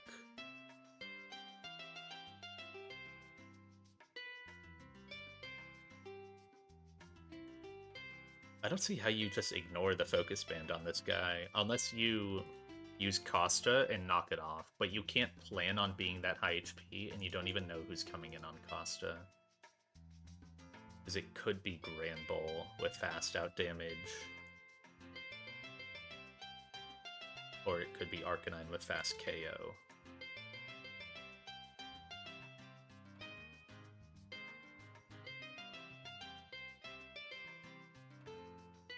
Because like, say you eat dual wing beat and Earthquake.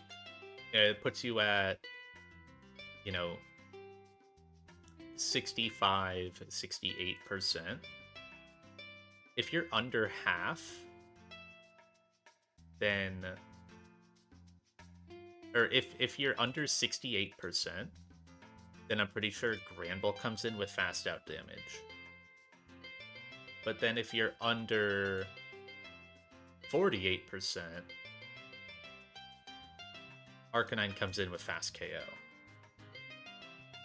So like, it's pretty tight. You kind of just need a variable line. You just need answers that are able to enter on both.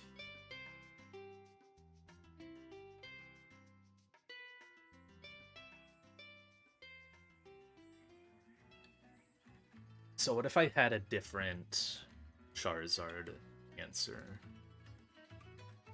Orv doesn't work. There's like Stoutland angles here. Wait, hold on. That's with Intim?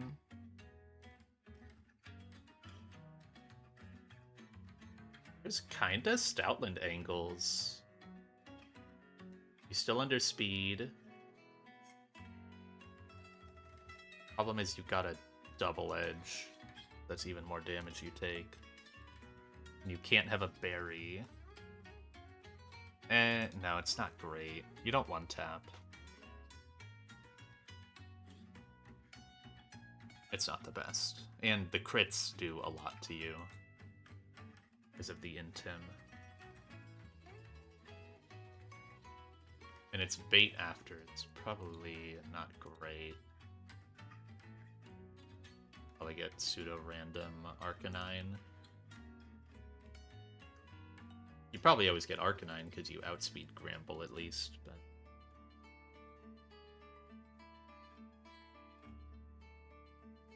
Can't really do Seismitoad as a Zard answer.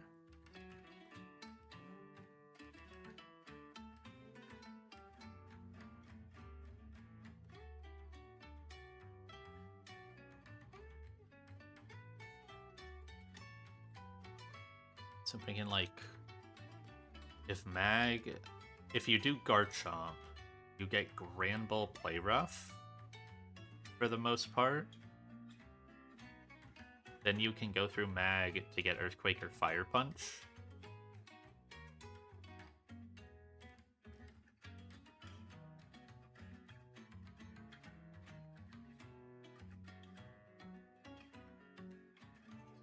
Does Beedrill kill through a Play Rough drop?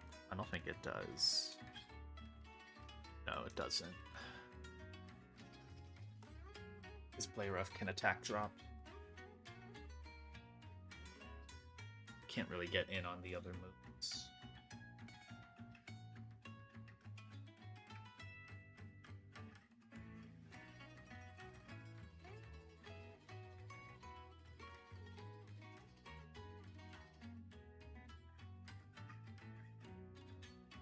Escav gets Fire Punched. Blaziken does KO with Flare Blitz, but you gotta bait Fire Punch for it. It also KOs with Overheat if you put it in Blaze.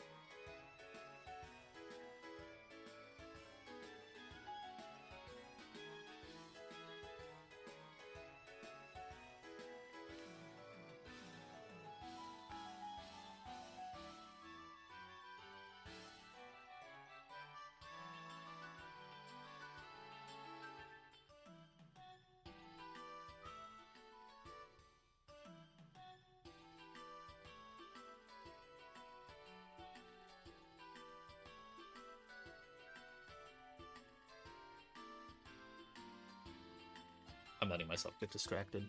Okay. Are there any other solid Zard answers? So there's... Seismitoad is bad. Just looking at Zard answers, there's Garchomp, there's Caracosta, there's Pidgeot, but that's a bit rougher. Still possible, but rougher. If it Flame Charges ever, then it gets pretty rough. And it can kind of always Flame Charge, so probably not Pidgeot. There's Slowbro. I really like this one. I actually really like Slowbro. If Slowbro feels like a really good equalizer.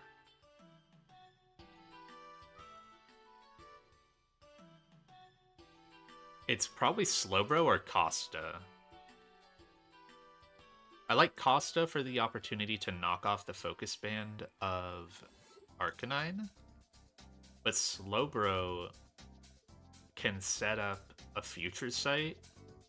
I can give it S-Toss. Yeah, this is really, really solid.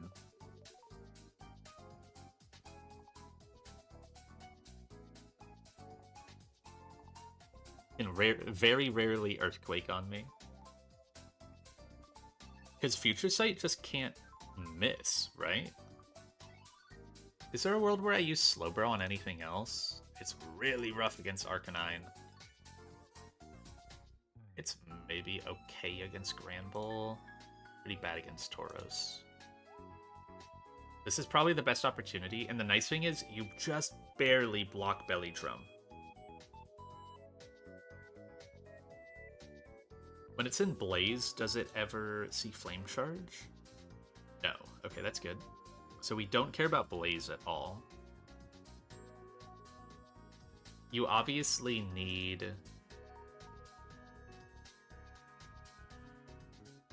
a Zoom Lens, so that way your S-Tosses can hit. Unless, is S-Toss, like, fully accurate for some reason? I don't... No, it shouldn't be. Yeah.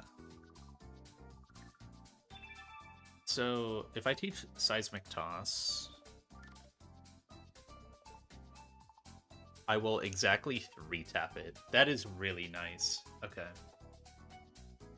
That lets me be at whatever HP I kind of want. I do need Zoom Lens, but...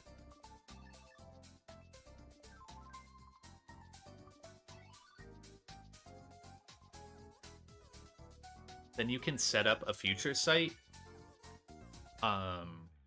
heal, and S-Toss.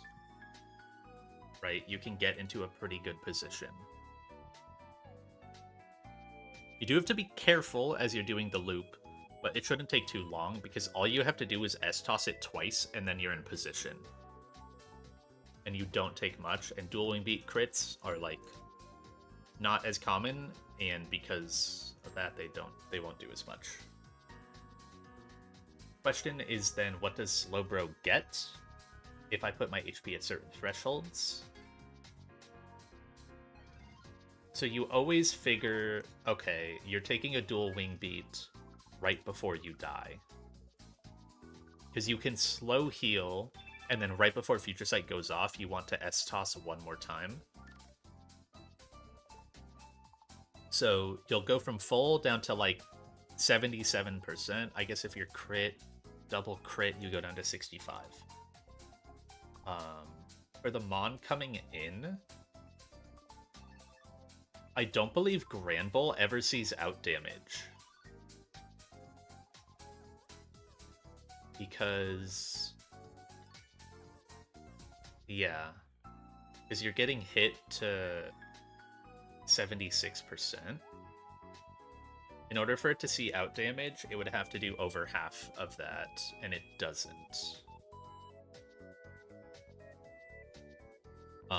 For Arcanine, though, it should see out damage, because it does 56% off of 75. So it's, yeah, it sees fast out damage. So that should be Arcanine to take a big Future Sight.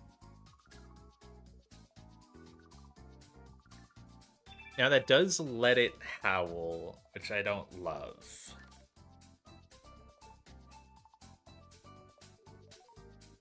Do I ever try to put myself at a position where I guarantee head smash after dual wing beat hits me? No, it's so hard to manage though. That's really tough to manage.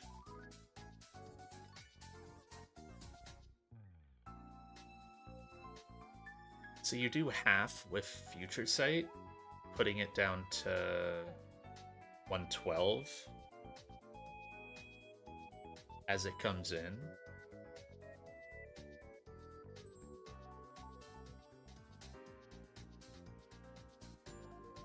Oh, wait, no, that's really good, though. It blocks Howl because it can't, because I'm showing KO at that point. I'm showing KO with High Roll Psychic. So it actually can never Howl, no matter what my HP is at. Okay, that's really good. So you guarantee Head Smash from Arcanine.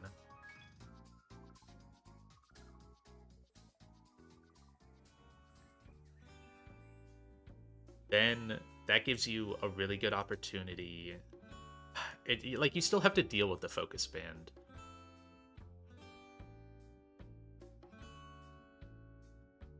Can you ever get in a position where Donphan... No. No, you can't. Because that's my only, like, real knockoff Mon left. Other than Kecleon.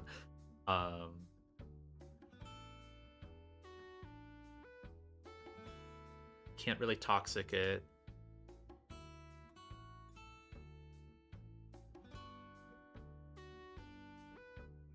And you can't... So I was thinking, like, oh, I could go Togue on Head Smash. Which, like, you can, but it can also miss. And Barbs plus Fake Out plus Spiky Shield isn't enough anyways.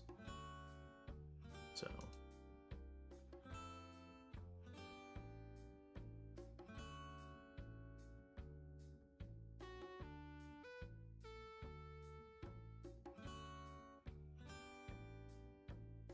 I feel like it's still Garchomp. Like, you're just kind of giving it that assistance, but it's still Garchomp.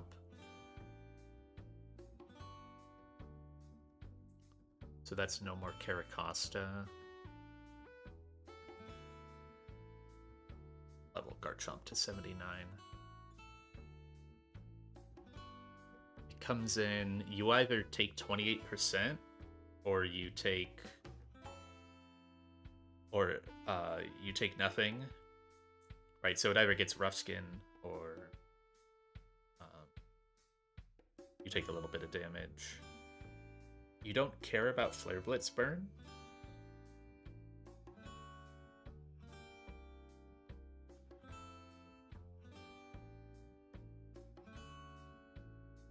No one ever really has a turn to, like, sit on this guy and click Embargo.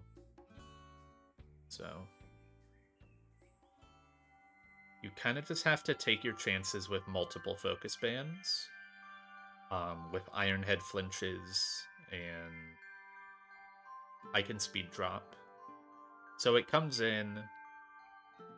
It kind of makes the Future Sight redundant, though, doesn't it?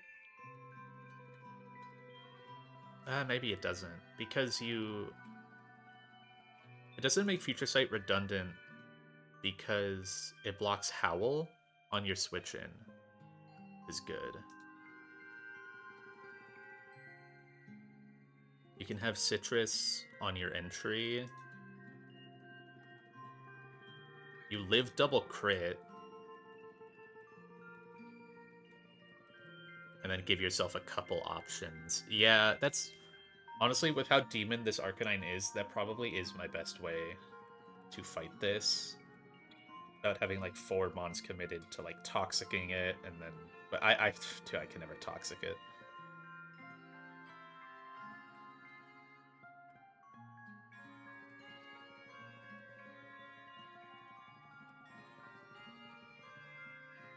I can't PP stall it.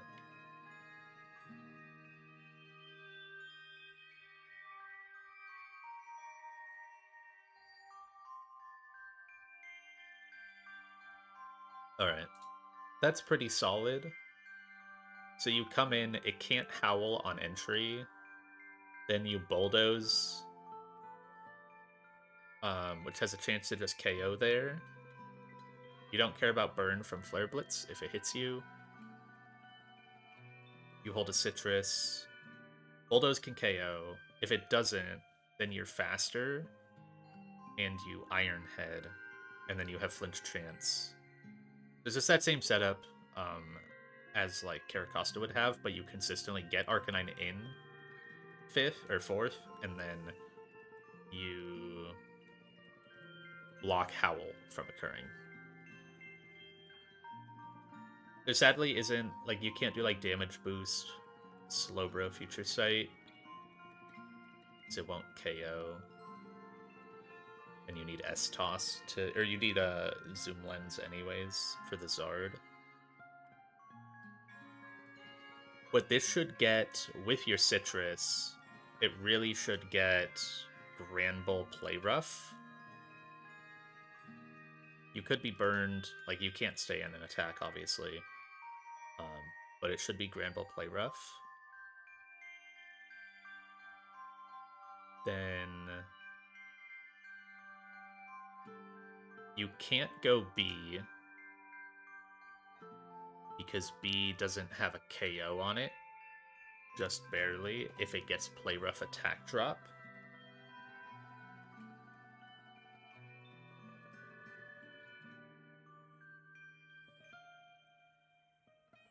So you need something else.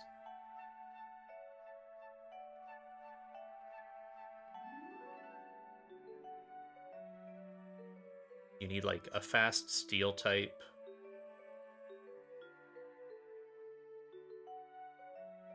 But you also can't rely on Togedemaru because it can also get attack dropped.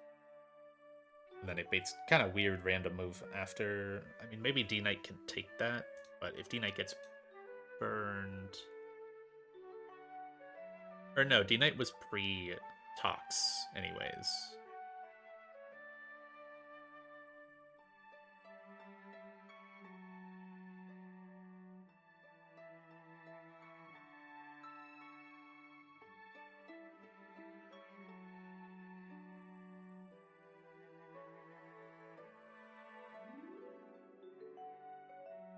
Play Rough does a ton to Togue, though. Doesn't do much to Mag.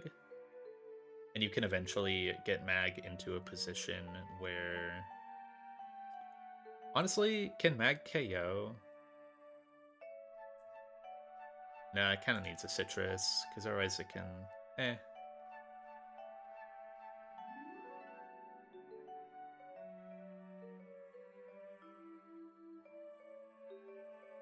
Can't really do Corv because of Fire Punch.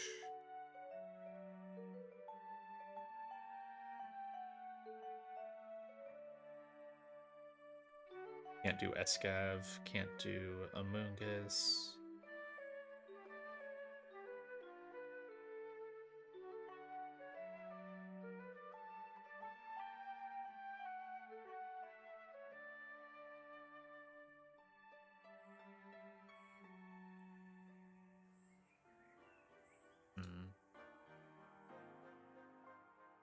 Gets slammed by Payback.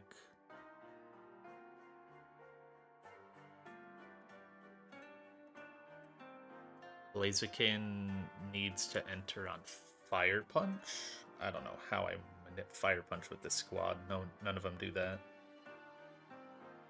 Like, only Fire Punch. It can't come in on Play Rough.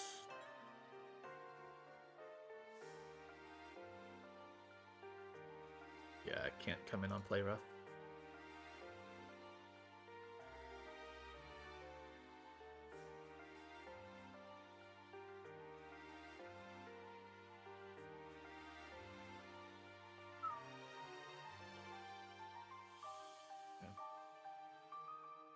Is there a Gyarados angle with this guy? Not really. This one's kind of hard to use. Ton of spots.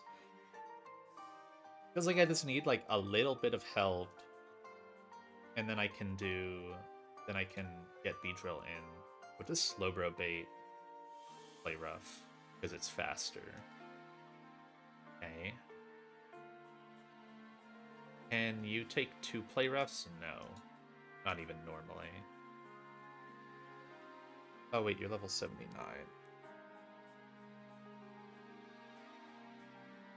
Yeah,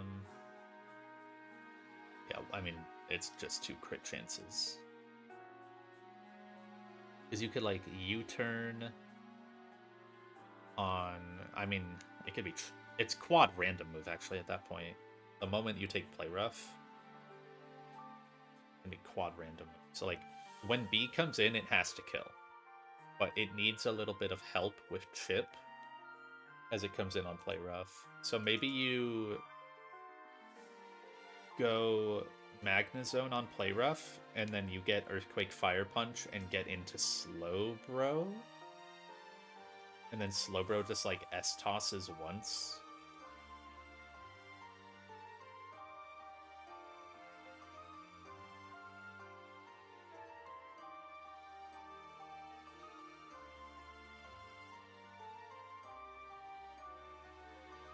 You can't ever really go Barraskewda because it could get slammed by Tauros.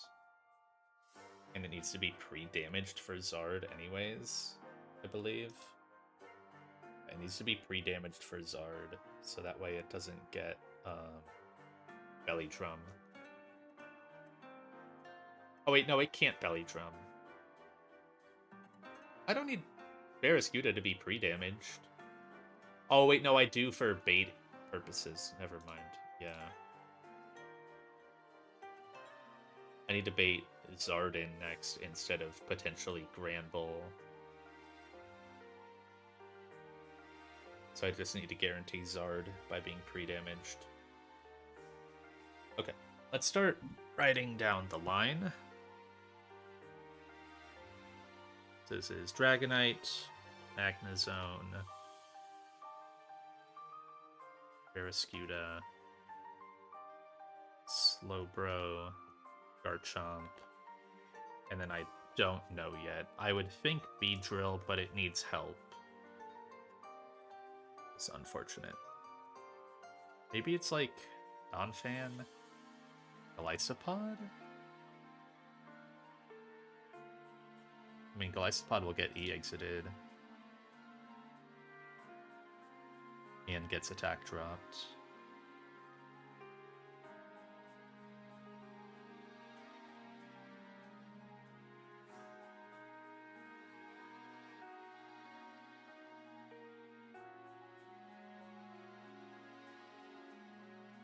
Can't really be Torterra. Even though you outspeed, you take too much from Fire Punch.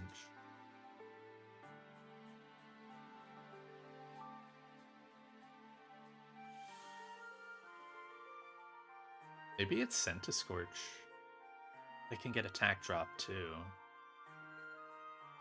But if you go through Mag, then it won't get attack dropped. Yeah, it's probably Centiskorch actually. That's cool. Okay. Centiskorch is able to enter on Earthquake or Fire Punch, can't get burned, and then it can have a boosting item. And Fire or Flare Blitz. And after... Even if it's EQ crit, it doesn't die to Flare Blitz recoil. On entry. Cool. Centiskorch. I just have to be precise with my HP, but we can go ahead and run this. The scary part is the Garchomp versus Arcanine. What happens if Arcanine gets left at 1 HP? I think at that point I go Barraskewda and try to flip turn KO it. And if that doesn't KO, I go Slowbro and hope it lives. Hope it's high enough to live a hit. It would require a lot for Garchomp to die anyways. Because it's also just going to Rough Skin it eventually. It should be fine. Because of Rough Skin, it's one of the better options here. Okay, so Dragonite needs... Was it Life Orb?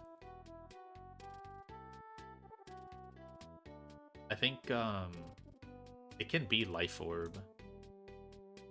Because it just needs to get down to Tauros range, which is 89%. And obviously it wants to be pre-toxed in case of Flare Blitz or Fire Blast burn off of turn 1.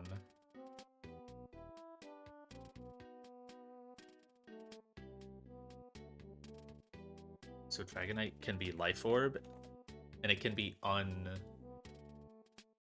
it can just be Toxic. Dragonite. Oh. Toxic. Magnezone probably just needs a Citrus. Because it's going to be pivoting on Play Rough here. And also on Play Rough here. Just to ensure. How's it going? I think I just got a line. I think I'm ready to run it. It's these 6.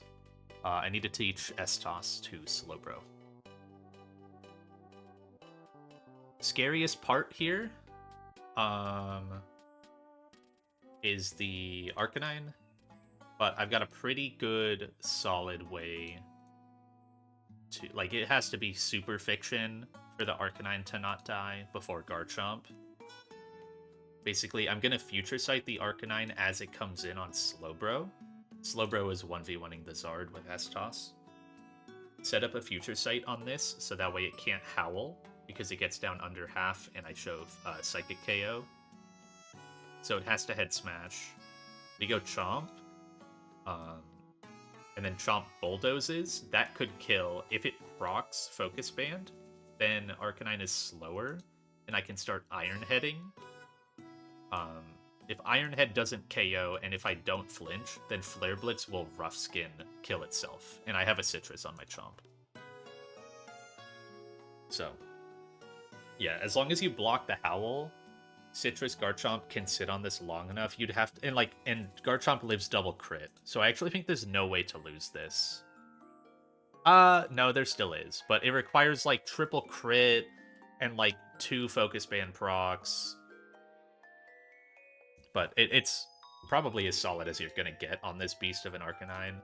And then that gets Granbull last with Play Rough, ideally. I guess I haven't really accounted for if this isn't guaranteed Play Rough. If it's not guaranteed Play Rough, like if I'm super, super low somehow,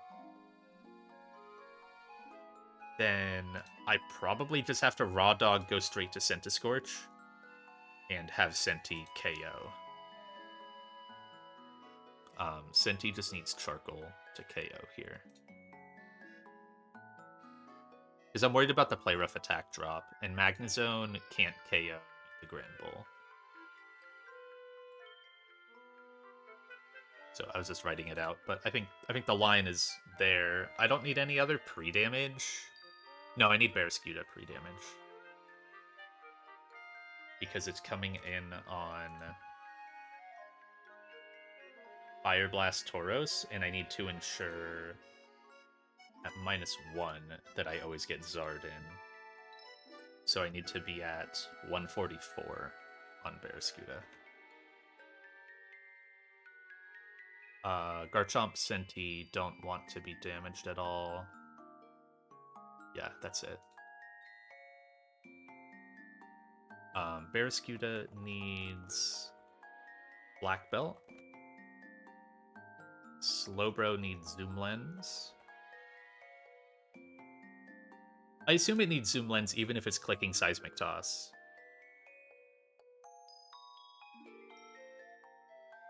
No, I'm not worried about the pre-damage for blocking Belly Drum. I'm worried about getting Zard in, just in general. Because if you're not hit, then you get Granbull. Like if Fire Blast misses, you get Granbull.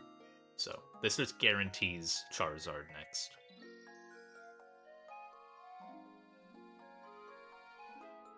Because if I get Granbull third, then I have to go Senti. And, like, yeah, Centiskorch beats it, but then I'm pretty sure Centiskorch gets Arcanine. I guess it wouldn't be too different, but you don't get the damage on Arcanine, so then it could Flare Blitz on your Garchomp entry, and if you burn, then your Bulldoze won't get down to Focus Band range. This is just safer. I gotcha. Okay. Slowbro zoom lens and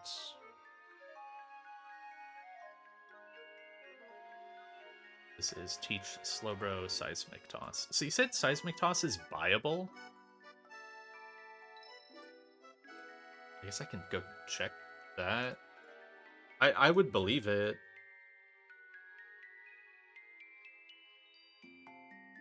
Oh yeah, it is buyable. Okay, cool. I don't feel bad teaching this at all then. That's really nice. Garchomp needs citrus, and then Scentiscorch needs charcoal.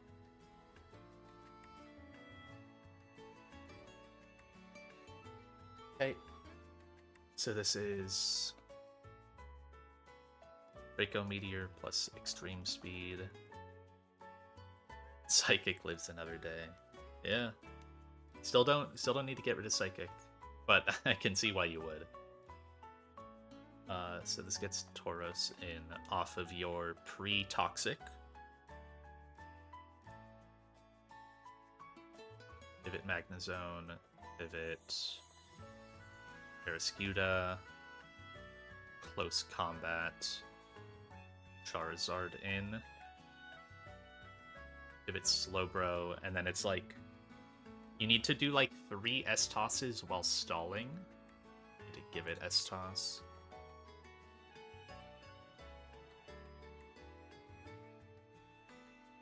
How much PP does Slack Off have? That's one thing I don't really know. Is it 5 or 10? I feel like it's 10. Which makes this free. If it's 5, it might be like a little iffy. Or I just have to be smart about it. But I feel like it's 10. This isn't Recover 10? Yeah. Cool. Let's grab the squad. Thanks. Are there any, do you know if there are any, like, notable, other than, like, Dracloak, Draco Meteor, any notable, like, level up moves on this new cap? I already have D-Knight. Because, obviously, I'm gonna level everyone up that I use. But I feel like, I mean, there were barely any last time. It was really just Barraskewda flip turn, which is good. Gonna be really important going into Hellroom, but where's Garchomp?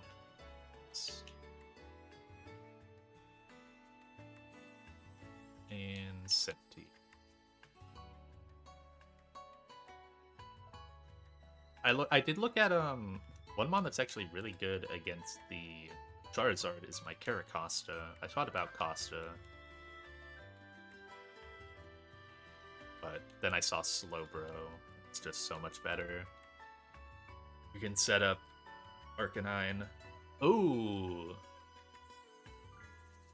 Oh, do you teach Outrage to this? It would be so hype. But you'd get rid of Iron Head, but I like Iron Head. Like, I know coverage is kind of troll in this game, but I genuinely have been liking having Iron Head. It's really nice. I say that, but I think it's just because I used it to, like, chain one-tap an Aurorus after killing a Tyrantrum. I kind of like Iron Head, but at the same time, dude, Outrage is strong. It's really big, especially on Mega Chomp. I think, yeah, it's really good at showing KOs, too. It can scare off dragons in the back. Or just general things.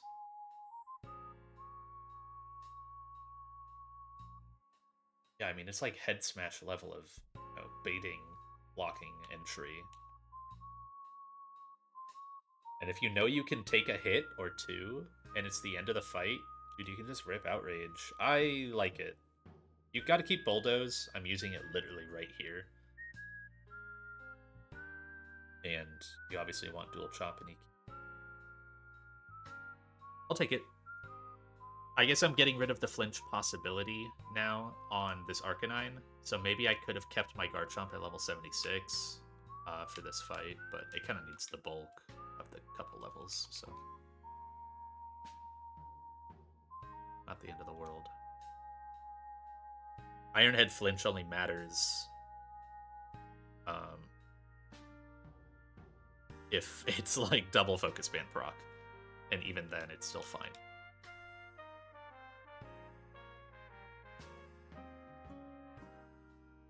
Oh yeah, I do have multiple S-Toss TMs. I guess I bought one.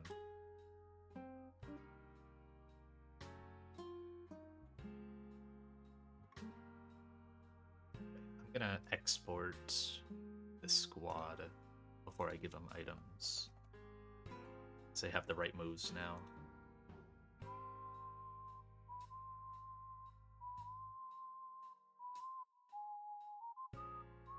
Yep. Cocoa colors on them.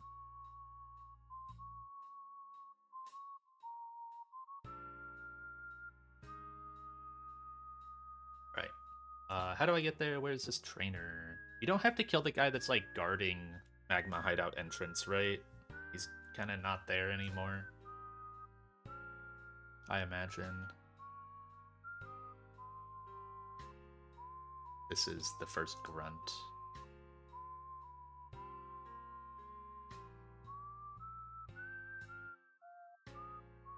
Scripting. So I need to re-toxic slot 1, 3 damage, slot 3, 144. He's gone. I kind of figured since he wasn't here anymore, or like on this thing.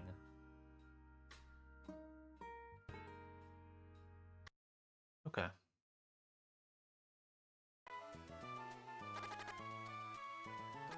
Tank the toxic for a bit.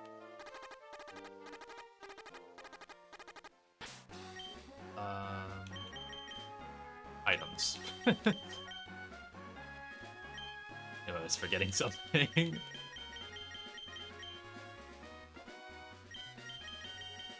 I would have seen it when I went to heal.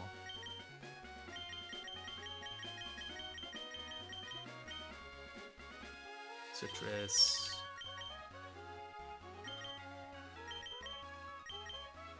Yeah, black belt. Zoom lens.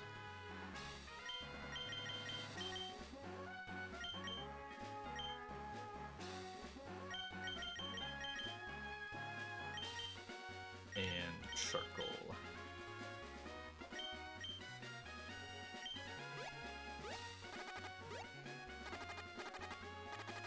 Is it... Wait, how do I get there? It's like up here and then... Do we have to do this every time?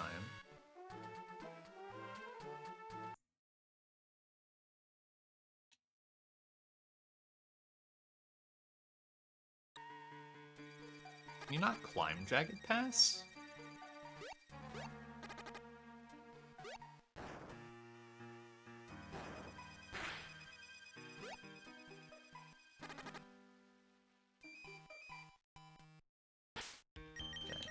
First grunt isn't till you're inside. Let me make sure my repellent's on as well.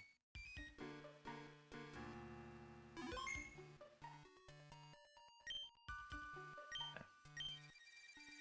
On.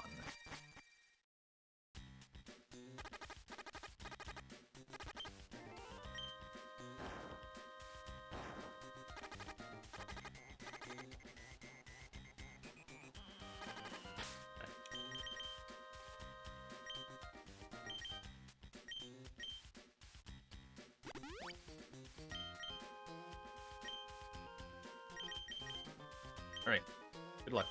Let's not see Quick Claw Fire Blast, I guess.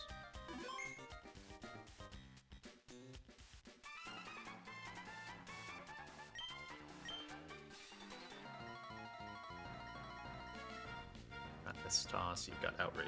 Yeah. Oh, scene.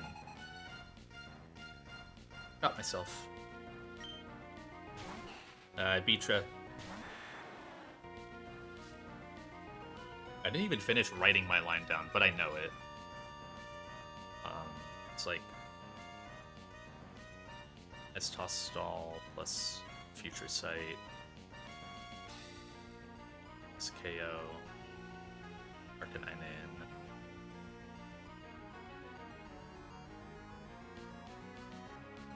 No, I have Life Orb. I didn't need to pre-damage. I gave it Life Orb. I didn't need it anywhere else. I just needed pre-toxic. Pre-tox plus plus Life Orb is enough. It puts me down to 80, or it puts me down to 84. I just need 89 for Tauros, so it's fine. And then with Life Orb, I will potentially one-tap this Torkoal even without Bell Smash.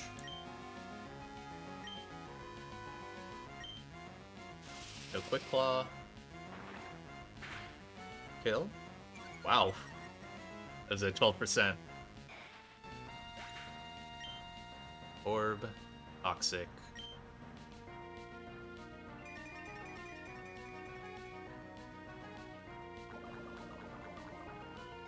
At 200. Tauros. Good.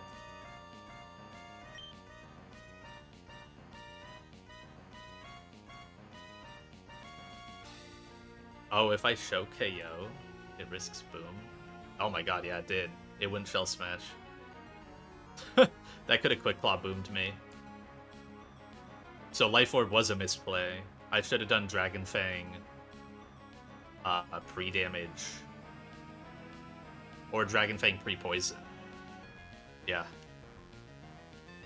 I didn't realize that Life Orb would make me straight up KO. I never looked. Anyways, didn't happen.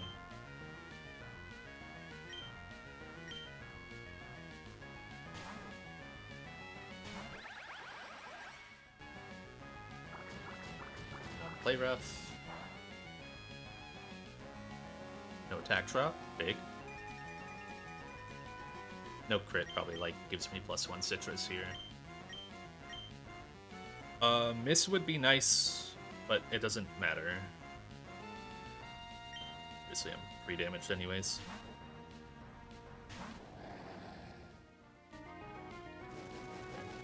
Can't burn me.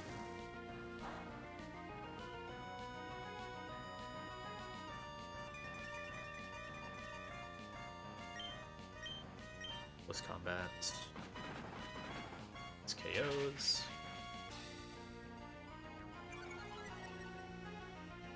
This always gets Zard in. What move can you go for? You can Flame Charge. 78. I think you can always Flame Charge. But once he sees kills, then it won't Flame Charge, unless Flame Charge can also KO. It doesn't matter, but it would be less damage onto my Slowbro.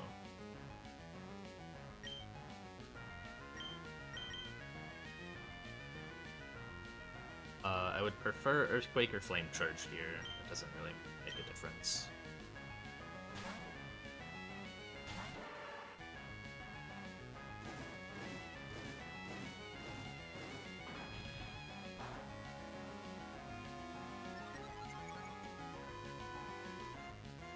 Nice.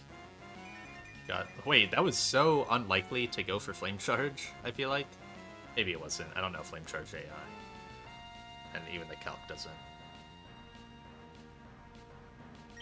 Alright. So I just have to be aware of what HP do I need to be at. I need to heal whenever I am under, or I need to heal the moment I'm close to 92.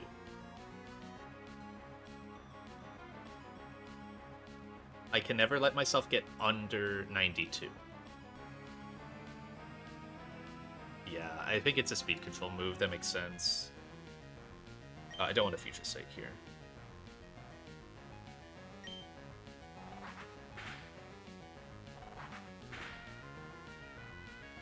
So I'm probably safe here. I'm not entirely safe unless I literally am risking quad crit.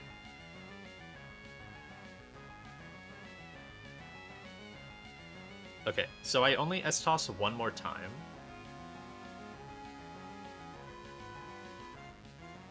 Honestly, I have so much time here, I'm just gonna slack off.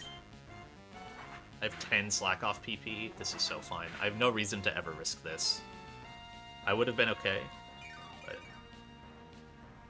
all I need to do is S-toss one more time, future sight, slack off S-toss.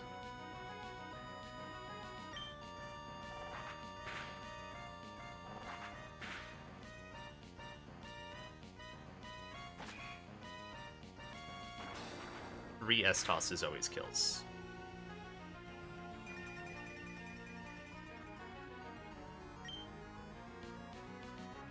So now I future sight, slack off S-toss, and will be high HP to get Arcanine, I believe.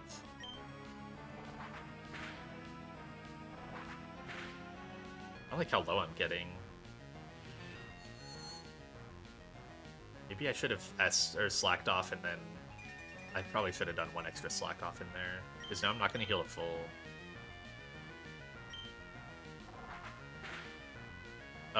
Yeah, no, this isn't great.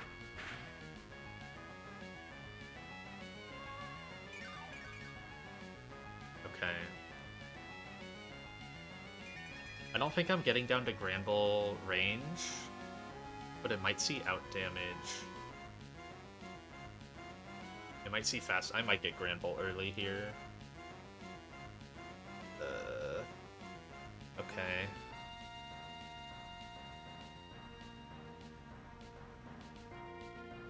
I'm at 202. I need to get to 147.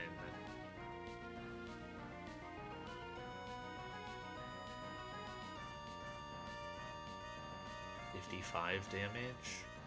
This does min 50. I mean, I have to kill here, otherwise the future sight is wasted.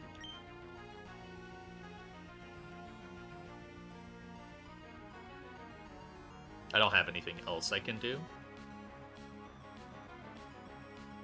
So, if you do, please get me down to like 147. Oh. Oh. Oh, never punished. Oh, that's max roll.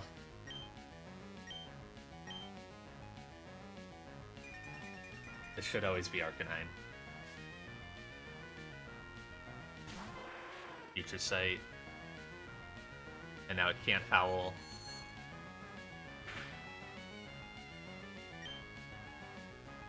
It's got a head smash here.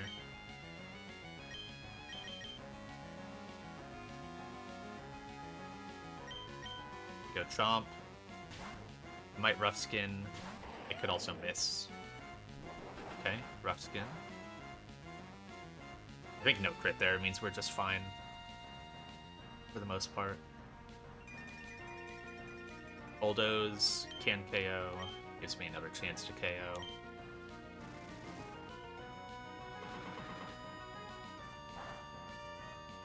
Okay. Honestly, another Rough Skin just gets it done, so... Yeah, we're in a really good spot. Great. Had tons of chances there to hit that guy.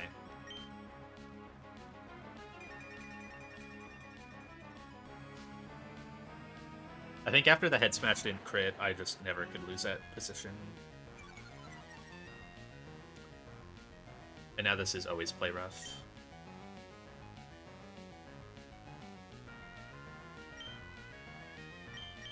I go Mag on play rough.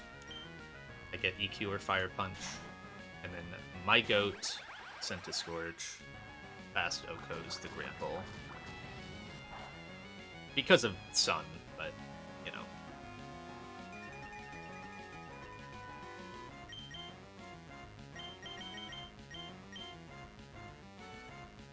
Kind of just walls this Gramble, too. Like, it can crit here, and I don't care.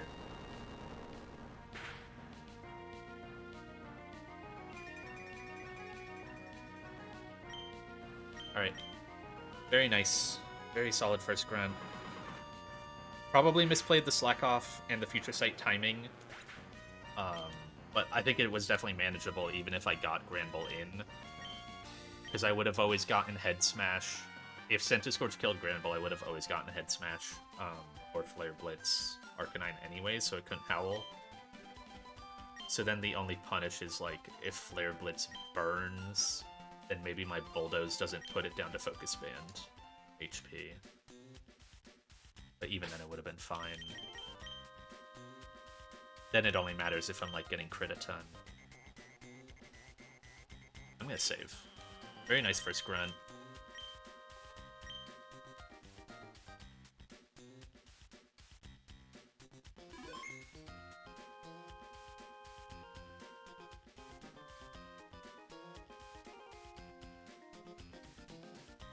Finish writing that line just because. Magnus of it, so I have it for potential future reference. Flare Blitz. Okay, cool.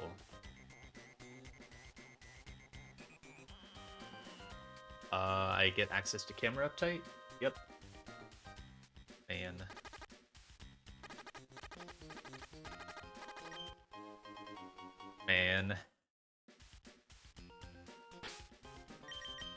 It's fine.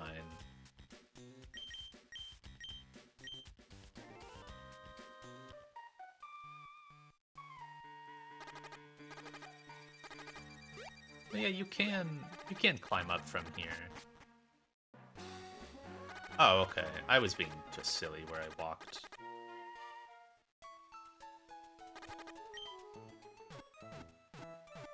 Do I even want to look at the next fight? Oh my god, Focus Band Sturdy Aggron? Dude, what's the point of... Bro. What? Is Donphan okay here, though? Can you just, like, knock off spin EQ? There's no more Sun. Isn't just the goat fan good enough here? You don't care about counter. Yeah, wait, no, this is totally fine. Because you spin and get faster. The only thing that's like a little iffy is wow, wait, why does it want to counter so much? Why is counter so much higher than rocks? Is it since I have a... Oh, because of the KO thing, right? With, like... Yeah. But if I just spin on counter, then I don't care. And then once I break it and do 5 damage, then it won't care about counter anymore. Especially because I'll get faster.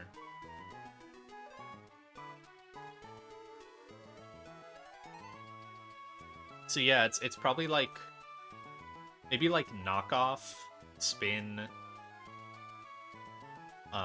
Earthquake beats this, and you take like no damage, and you can have a Citrus in case it somehow goes for Heavy Slam and crits you, or the counter does a lot, but it shouldn't. Yeah, this is so chill. Okay.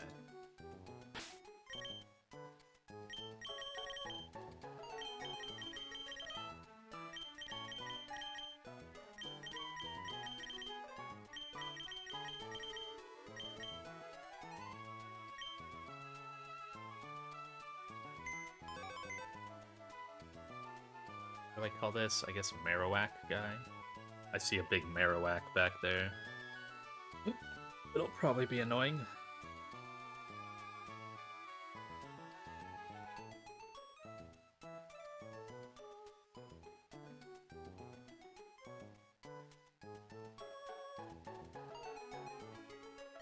Okay. Keep looking. Let me just make sure. Yeah. Good to keep going.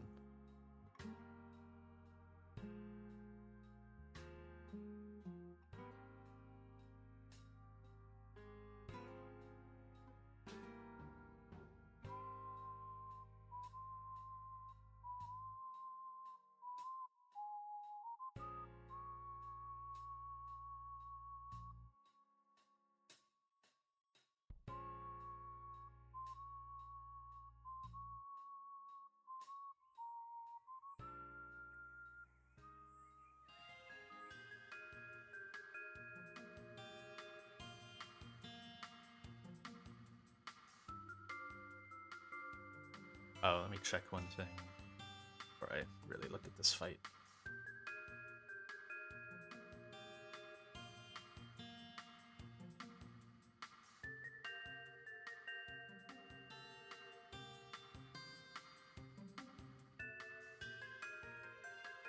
Okay.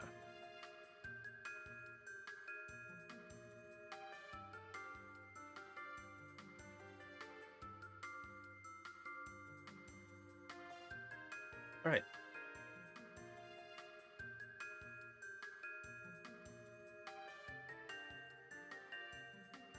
So, what do we got? We got that Aggron that Donphan just kind of beats. That's cool. Oh my god, what's that Seviper? Ugh. Quick Claw Seviper with crazy coverage? Mixed? Gross.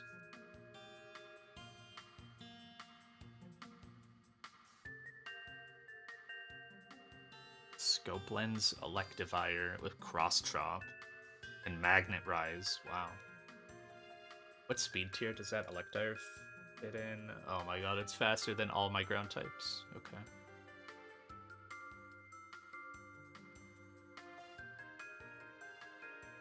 I can almost drill run it with Beedrill. But you'd have to get in on Cross Chop.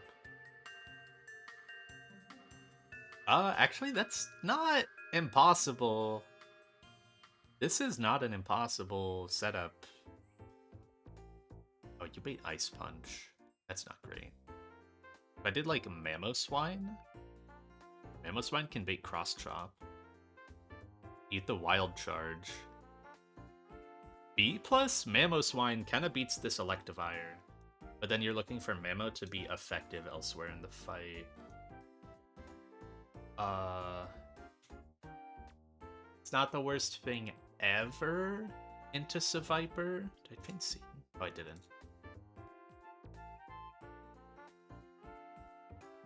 It's pretty hard into Marowak. Yeah, I can't ever get in on Marowak. I feel like you want to chain these two, no? Maybe like a... So maybe you set up the fight in a way where... Okay, I guess, who does Donphan bait? Next. You can... Like...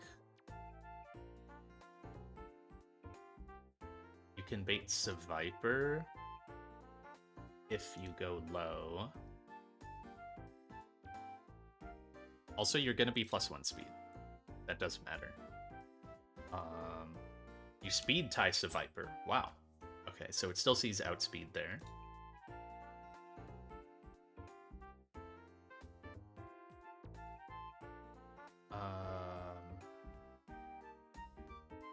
Houndoom is most likely to see fast KO. That's not great.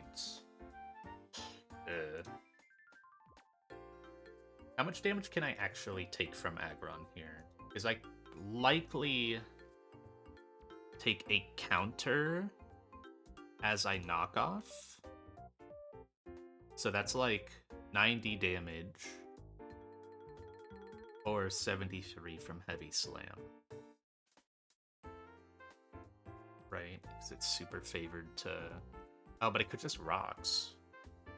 Not always going to counter, so I can't account for that. Unless I just, like, kind of ignore the damage from...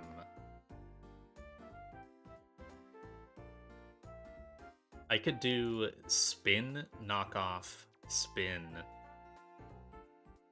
earthquake. Okay. Don't I also have, like... Well, I have low kick Kecleon, but that doesn't... Doesn't keep rocks off. Just encourages counter, but I guess... You're just begging to run into... like, you could fake out for 5 damage, putting it to 202. But you still gotta get rid of the focus band. And you have no way to ignore rocks, so you're not fast enough. So the nice thing about Donphan is it's able to spin, get rid of the rocks, and then outspeed after the spin. If I go +2, I outspeed everything except Electivire and Houndoom. They gave them the same speed. Man, that's annoying.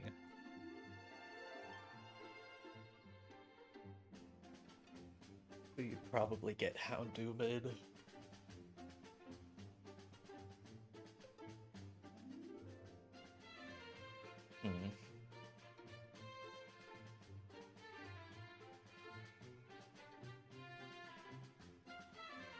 I feel like you just have to pre-damage and then account for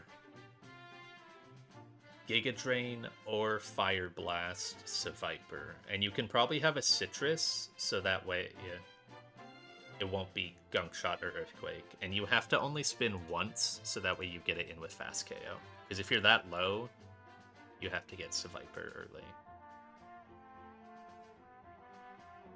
Giga Drain Fire Blast is pretty pivotable.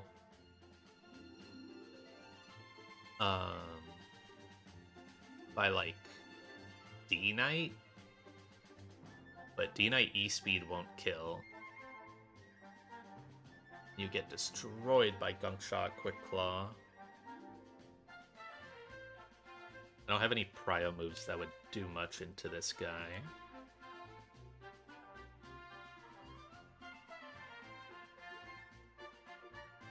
Like, who walls it? I feel like this coverage is just so good that you can't... It's Chomp. it's just Chomp. Okay. That's not bad.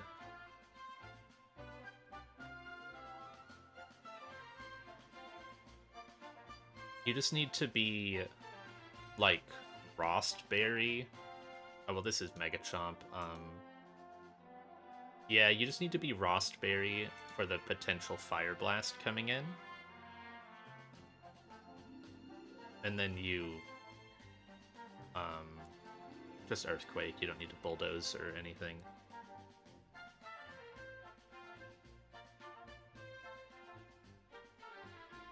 You don't really know what HP you're gonna be at, though, after... Because you could literally take none. Do you even need Ross? You probably do. If you're burned, there's no way you kill. It's close, actually. But not close enough. For a 31 attack, Garchomp. Can't really make it any higher. If you Mega'd, actually, you don't care about burn. And you take less damage. Maybe that's not bad. You just EQ? Dude, you could even be pre-burnt. You could legit pre-burn your Garchomp. That way you can guarantee you're at least taking some chip.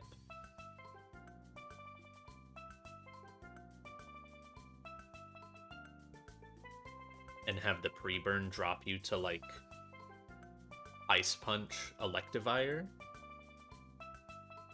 Oh, well, I can level up here.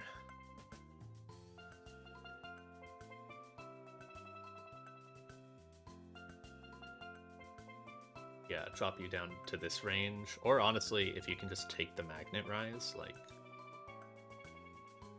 that's fine. I guess the goal with Electivire... Wait, no, isn't this fight fine? I think this fight is so fine. Because you do the Donphan thing, and then you get Seviper, Fire Blast, or Giga Drain. You go Garchomp and you Mega. You can be pre-burned. You'll then... And you just want to pre-damage so that way after your burn, you always get Ice Punch, Electivire. I guess I have to make sure that you can't possibly get Cross Chop. But also, you don't really care about Magnet Rise. You just need to bait Electivire in, so you can be max roll. Because then you go on Ice Punch or Magnet Rise. You go to... Where is it? Where is the Mon? Mammo. Mammo underspeeds, but you don't care, because you're just using it as a pivot. It eats Ice Punch, and then will always guarantee Cross Chop after. Or Magnet Rise, again. Can't be frozen, but you don't really care.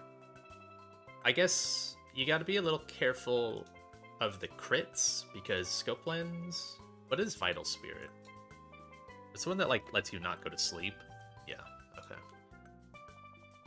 Then on Cross Chop, you go to Beedrill. Beedrill's just gonna U-turn. Off of Cross Chop crit, you still guarantee Wild Charge.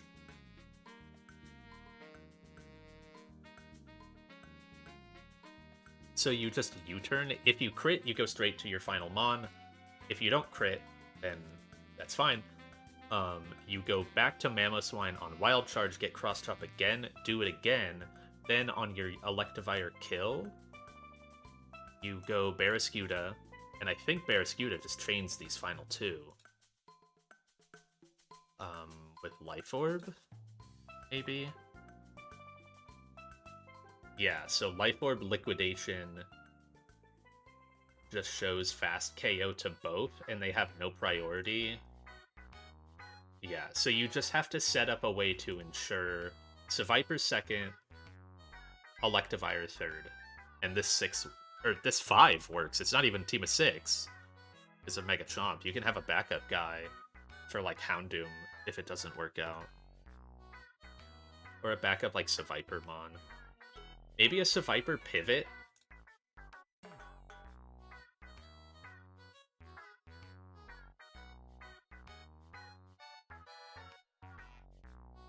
Do I have a Seviper pivot that can eat? Because it would be Fire Blast, Giga Drain.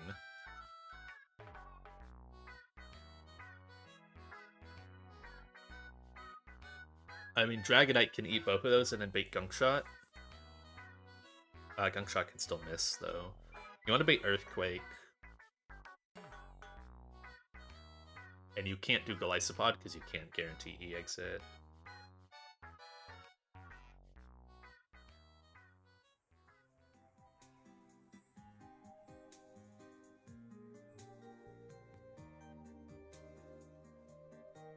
Yeah, this is a 5 Mon. That's crazy. Donphan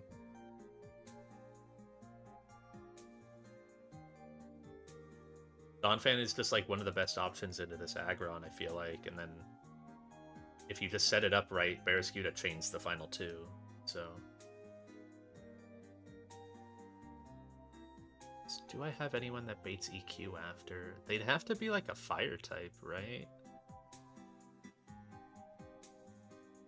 Is Centiscorch? No, it's neutral to Earthquake. You can't do a steel type because you're eating Fire Blast.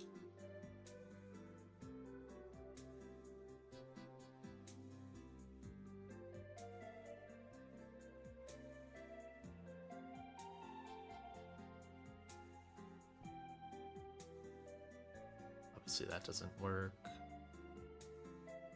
I'm surprised that this doesn't work, but I guess it's like 200 base power versus 160 base power.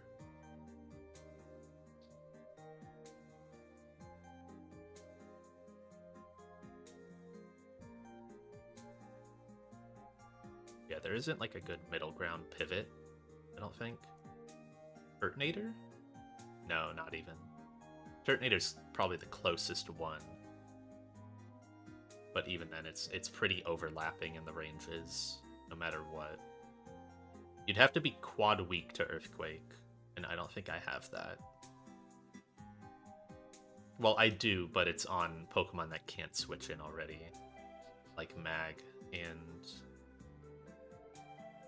Togedemaru.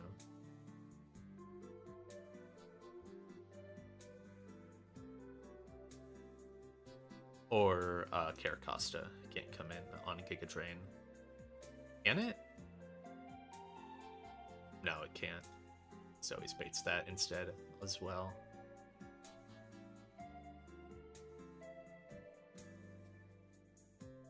You do have to be, I guess, pretty careful with your damage that you do, or that you pre-damage your Chomp at, because of Quick Claw.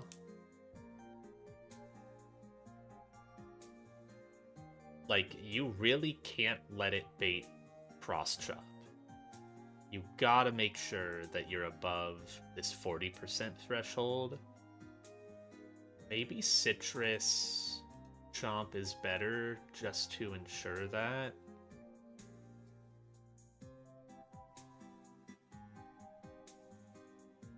Like a pre-toxic.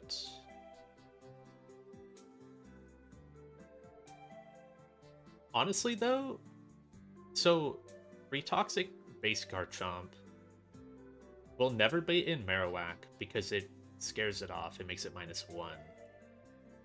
Houndoom, you'd have to be very low.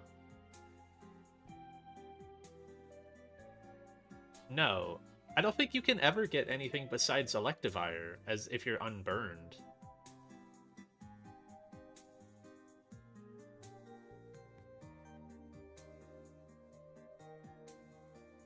Because it just always does more damage. And they both outspeed. So, like, Electivire is always going to see the fast KO before Houndoom. And neither of them can have fast out damage. So, this range is higher.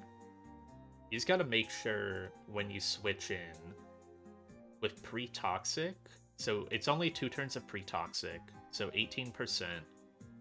You switch into Giga Drain crit, 25% puts you at 57.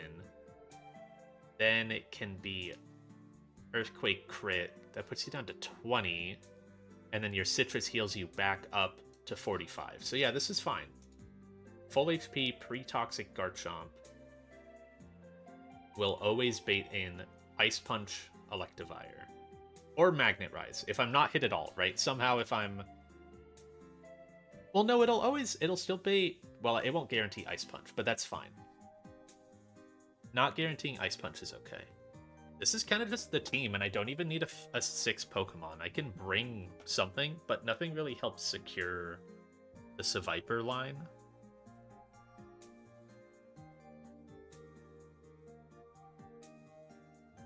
Non-fan Garchomp. It helps having, you know, this many ground types. I wrote Piloswine. Dude, I'm so CK pilled. Oh my god. I just defaulted to that. Wait. Oh, no. Never mind. I forgot. Honestly, I didn't even really notice that I routed in 2 Megas, so it's good that I found the Citrus thing, because I would have had a really rough time in that fight. I would have tried to Mega my Beedrill. Oh, no.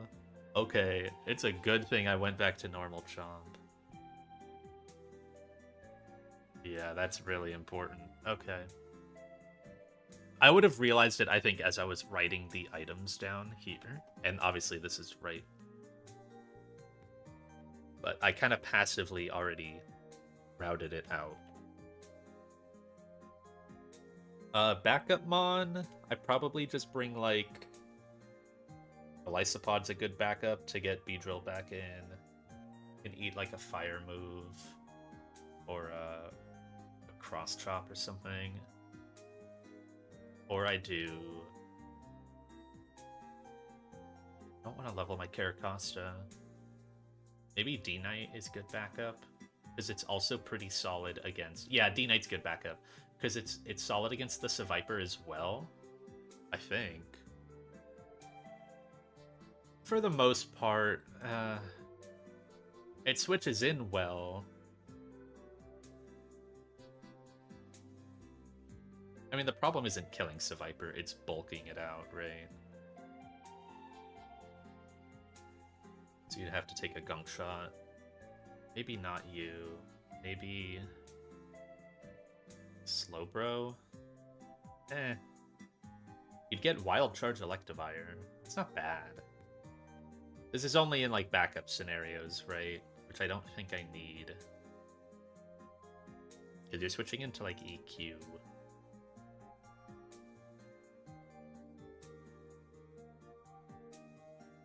Yeah. Probably go Slowbro backup. Slowbro is just a really solid backup mon in general, so.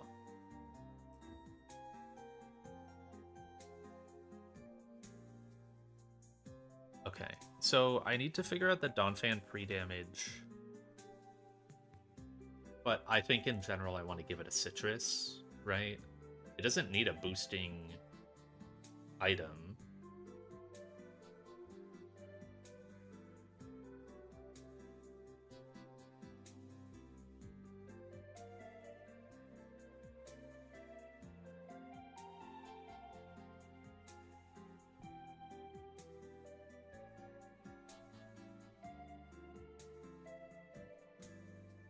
Oh, I just thought of something that would have... I don't know why I didn't think about this sooner. I guess I haven't even used the item yet at all, right? Don't I have... Thinking back to that Pyre Gauntlet, my big issue was the Corviknight. And, like, I couldn't run Iron Ball because then I could get Earthquake out of Gumshoes. Don't I have Lagging Tail? Yeah, that would have just done exactly what I needed. I completely forgot about this item because I haven't touched it at all.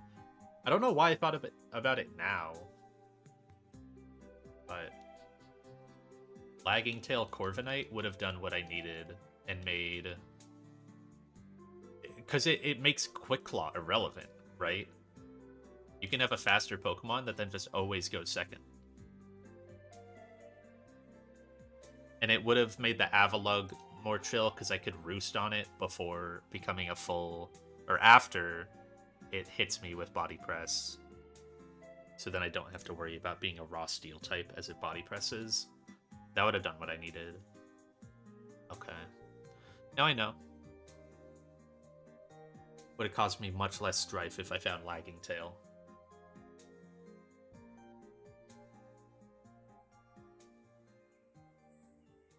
So I think I just want Citrus on Donphan. Just to ensure. Because obviously, so Donphan needs to be... I'm gonna...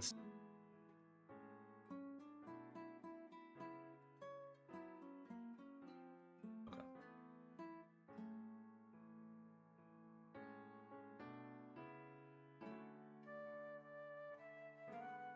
So first turn out, it's likely to click counter because it sees its sturdy counter stuff and the fact that I have a KO on it.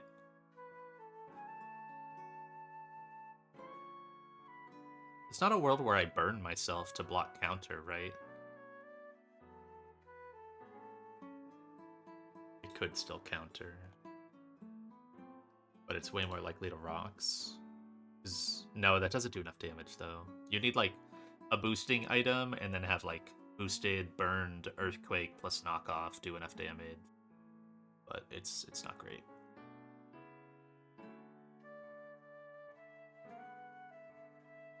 And you're taking a lot of chip like that.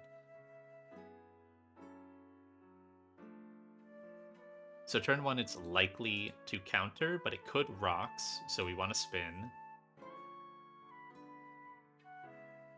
We don't want to knock off because it, I mean, it's likely to counter, so that would do a lot of damage to us. It would put us down to like 150. That's like 60%. Yeah. Which we do need, but it might get too low on the Survivor. I assess what the citrus is for, maybe, because then you just knock off. Then it's at like 80%. It's likely to rocks. And then you take heavy slam. Honestly, that's probably fine. You just start it full, you knock off. If it counters you, that's fine. If it rocks you, that's fine, because then it's gonna heavy slam the next turn. Yeah, you knock off, you rapid spin, and then you earthquake. Okay, and I have a citrus. Can I ensure that I get low enough for Survivor? You just need to be at high roll.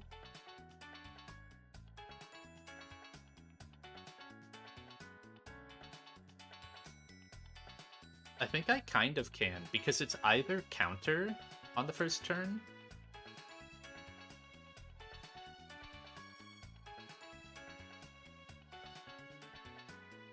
So it'll either, like, it'll counter for the big damage, or it'll rock.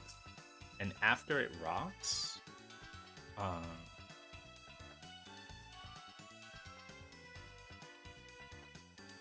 I guess it's like, it's at like 80%, right? I either take counter for about 90, or heavy, or rocks, and if it rocks that turn, then it'll just heavy slam the turn that I spin.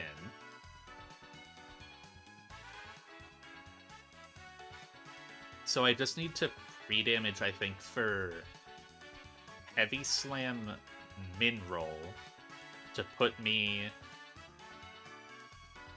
Oh, that's a little awkward, though, because if it rolls high...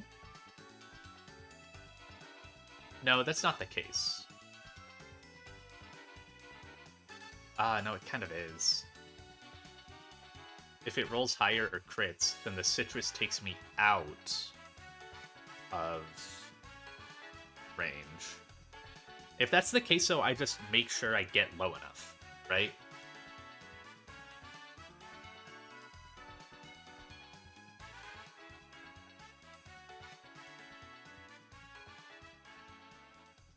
So I want 166 plus 61.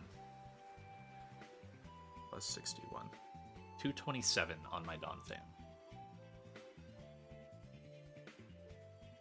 And I just have to be ready to play variable. I need to make sure when I kill Aggron that I am underneath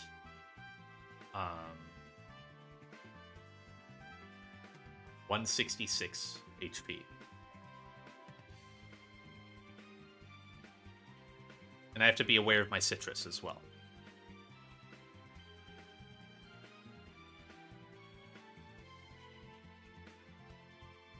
And I can just... Oh, well, but if I keep... No, I can't keep spinning. It has to be, like, Ice Shard into it. I can only spin the one time. Because otherwise I won't give the Viper fast quotes KO, because we speed tie.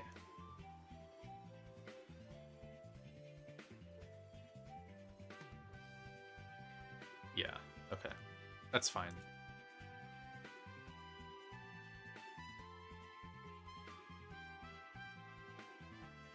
And then Garchomp needs to be ready for, like...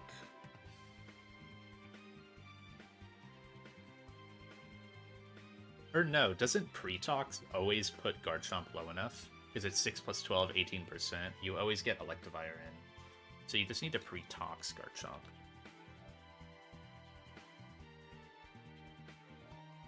Yeah. and then Chomp can have a citrus, so that way if it does get hit and gets like double crit, the citrus can bring it up out of maybe cross top range, but I think it's even hard to get down there. Then after that, Mammo needs to be ready to take... I just feel like it's doing so much more.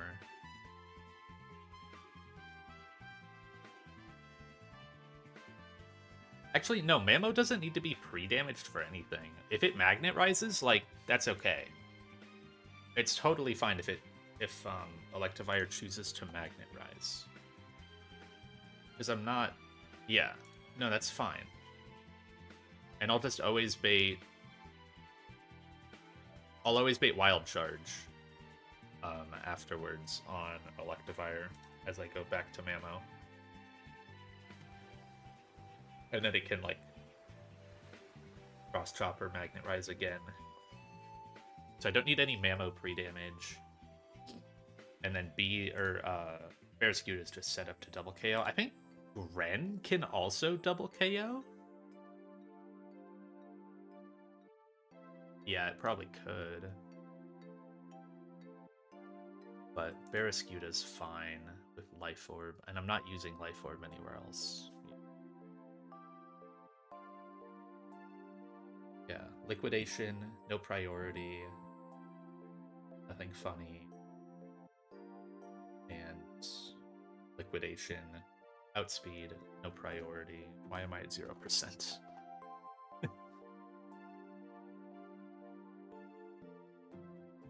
Yeah, okay. So Donphan needs Citrus, Garchomp, oh, still have all caps. Garchomp, Citrus, Mamoswine, honestly also kind of just Citrus. It doesn't really matter for Mammo. Hydrolite,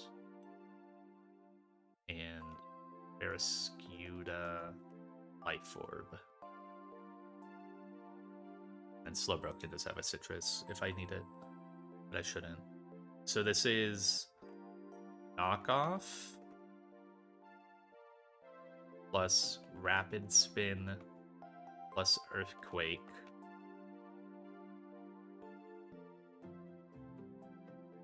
be under 166 HP.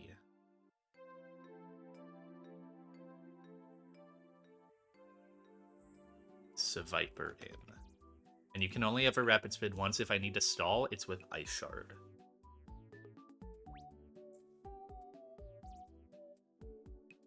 Wait, is that true though? Because no, that doesn't really work, because if I'm stalling... No, this setup doesn't work. Because...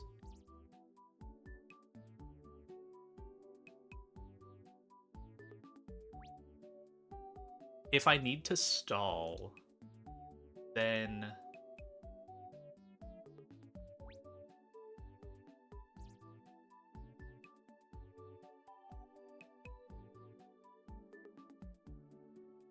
if I ever need to stall, it'll just set up rocks, and then if I spin again, Seviper won't see fast KO.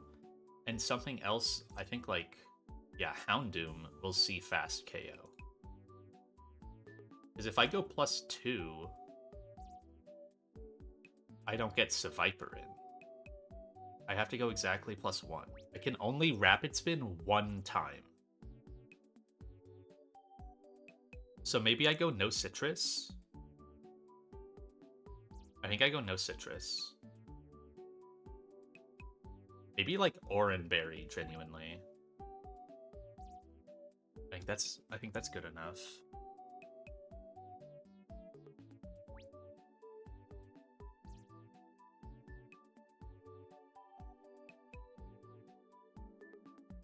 So I don't care about counter. Yeah.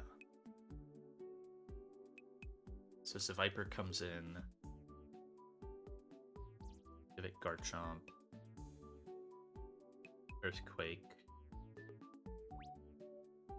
Electivire in.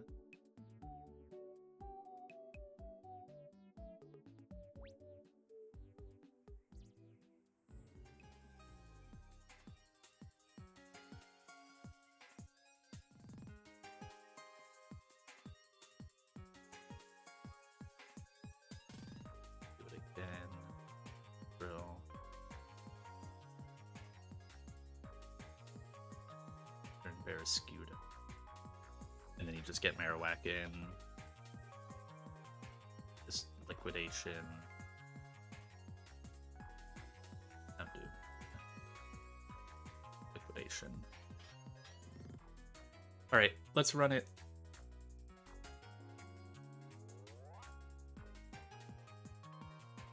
Oh, I need to build the team.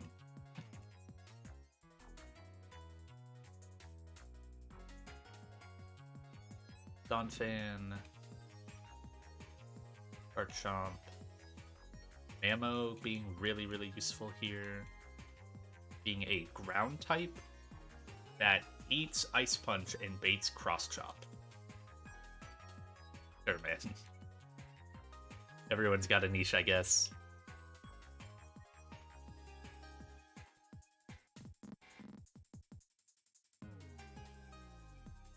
Level some guys up.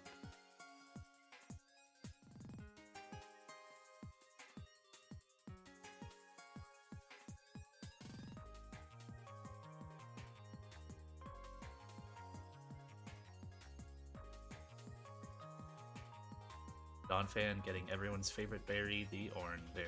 I don't think it really matters. Genuinely, it doesn't even matter if it baits the other moves. It probably can go itemless.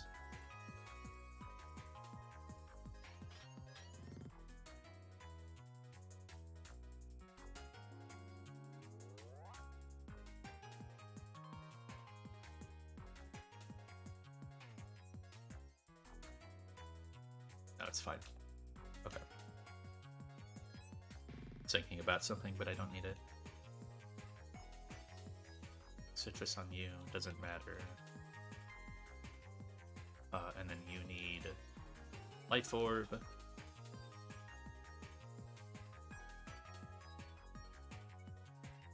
You get a... Honestly, you're not even a great guy, but get Citrus. Donphan at 227. And then Garchomp Toxic, and I'll heal it there.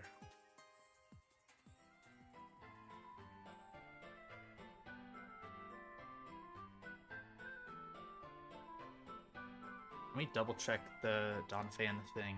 So at 227, I take either a counter on my knockoff, which does 76 damage to me, or Heavy Slam min roll is 61. If it goes for Rocks turn 1, because then it would Heavy Slam turn 2. It'll no longer want to counter, because it sees that it's dead. It'll never counter after the first turn, basically. It shouldn't, I don't think.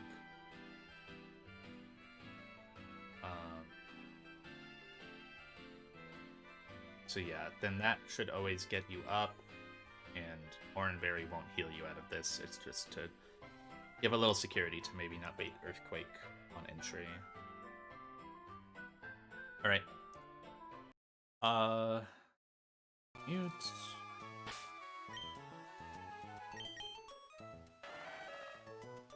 Items. Oran Berry is fine. Citrus. Toxic. Citrus. Beedrillite. Life Orb. Slowbro doesn't really matter. I'll just, I'll heal the Toxic once I'm there.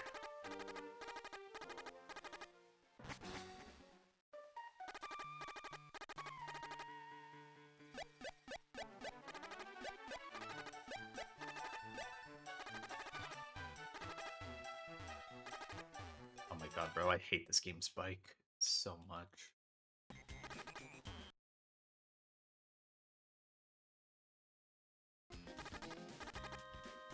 Alright, where are you? There.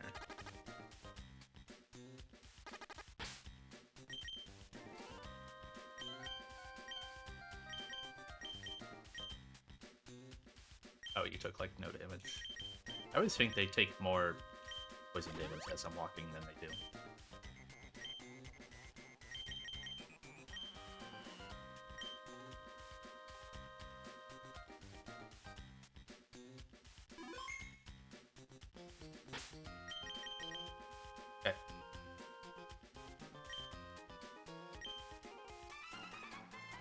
Grunt 2. 5 Mon.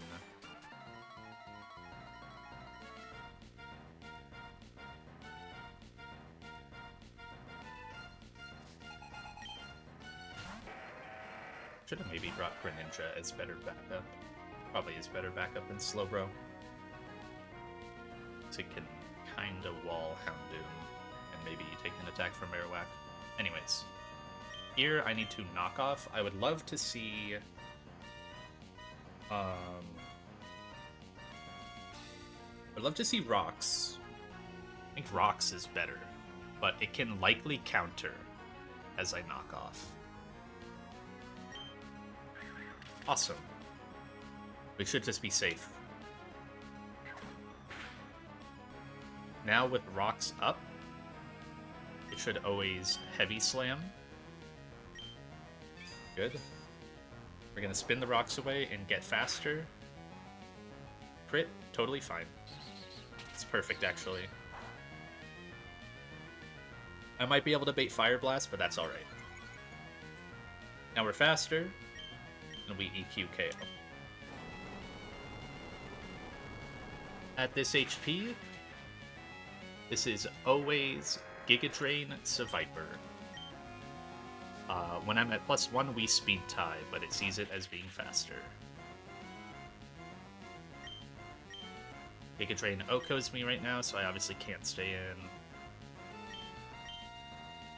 Go into Garchomp.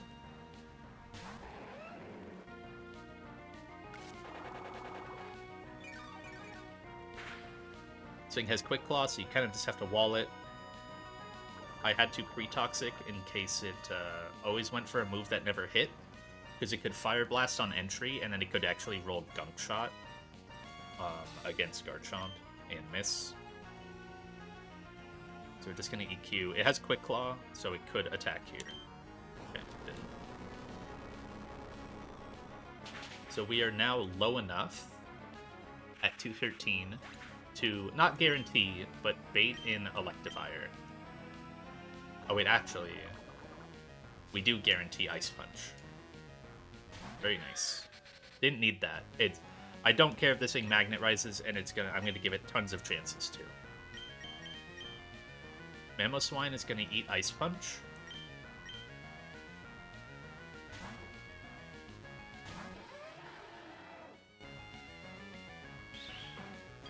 And then bait either Cross Chop or Magnet Rise. Don't care which one. Mamo was genuinely so big for this. Actually insane. I would have probably needed like 2 slots to do a pivot loop instead, but I had Mamo, who just condenses it all into one. Because ideally you need to bait Cross Chop for Beedrill to come in. So you would have needed to like, on a normal ground, like on Ice Punch, you go to like Magnezone and then get Cross Chop. Crit doesn't matter there, it's fine. We Mega and U-turn. If I kill here, I go straight to Barraskewda. I think it can kill with crit. Yeah. Crit always kills.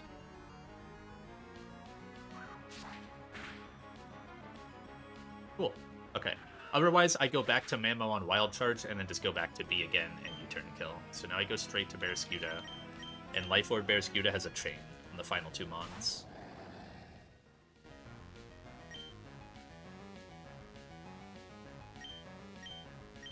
So they'll just come out in order. Liquidate. And you don't even need Life Orb for the Houndoom.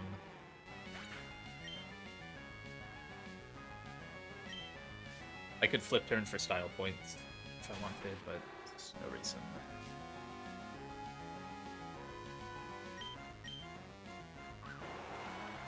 Very nice fight. The only part that was like variable at all is the Dawn Fan, and I just had to slow play that to make sure I did it right. And I got the best scenario where it rocks. If it countered turn 1, it's like maybe a bit iffy where I can get a little low. But even if that occurs, all it means is Garchomp is taking like an Earthquake instead of maybe a Fire Blast miss. And Garchomp has tons of HP, it's totally fine. Okay.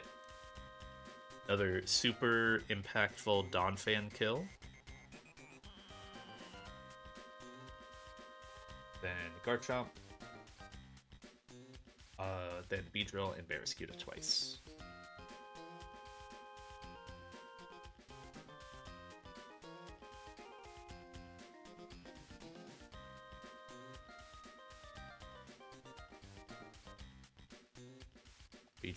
Barraskewda climbing the ladder. Beedrill is almost in top 10.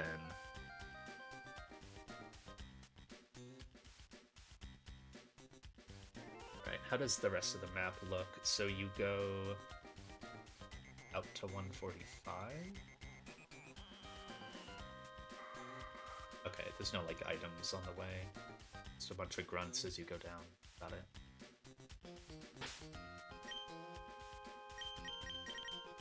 Did I switch my scene? Bro. Oh, I didn't. I knew I was forgetting something. Oh, wait. Wrong. Well, that fight was tiny. Oh well.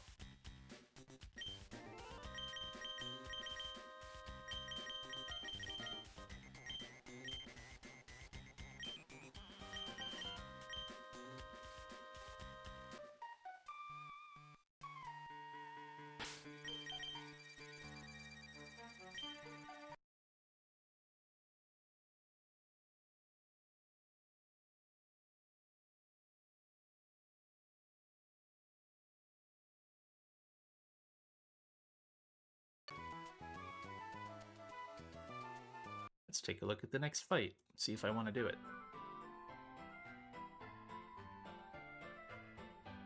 Because that one was not that bad. That's a slacking. Erm.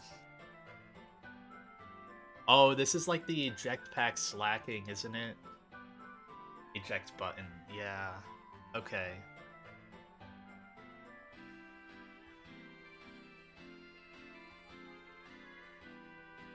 So Focus Band Nidoking with Stealth Rock.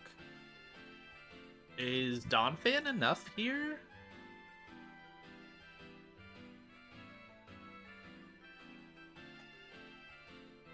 Oh, Donphan's kind of awkward. Because you have to spin until you're faster, right?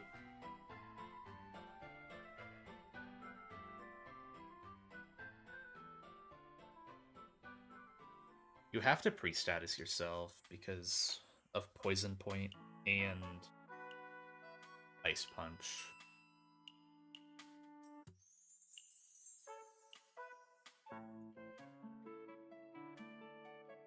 Honestly, can you pre-burn? Spin, knock off EQ. No. Do 75. So you knock off the Focus Band turn 1. The problem you run into is you gotta spin. Oh, you gotta spin like 3 times to get faster. This isn't possible. Okay.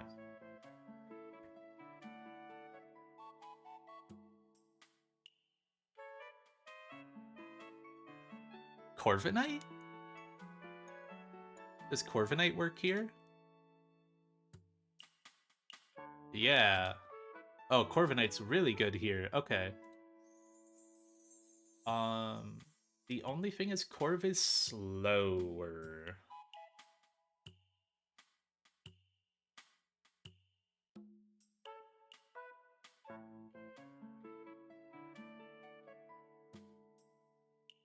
There's gotta be... Does Corv get any speed control move? What do you get?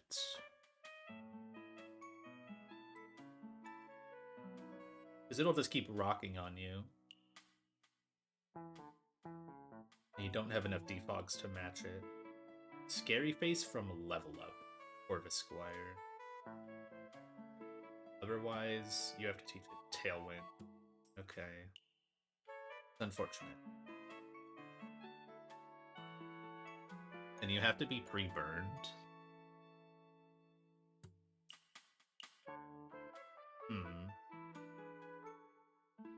My other spinners aren't as good here. Because it's like Turtonator and Turtonator just doesn't really work at all. All my spinners are so slow. Donphan is my fastest one, and it's minus 12 IV. Because otherwise, it would work out really well where, you could just be you have to be like pre-poisoned for Ice Punch.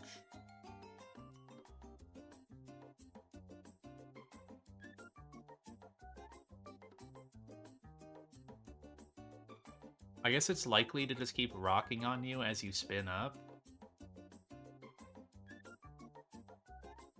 But yeah, you need to be pre-poisoned.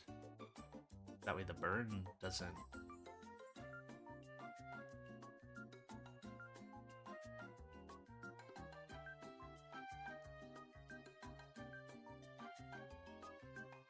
I mean, at what point do you...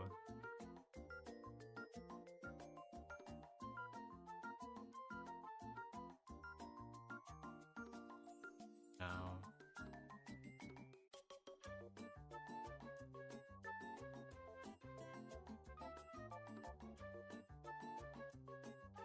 You can't do Toad to make it kill itself through Focus Band.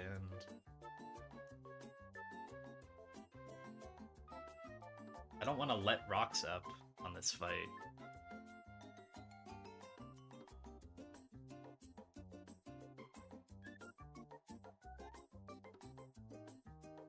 Who walls this Nidoking? Because, like, the obvious answer is Corviknight, but do other Pokemon? Lysopod does pretty good.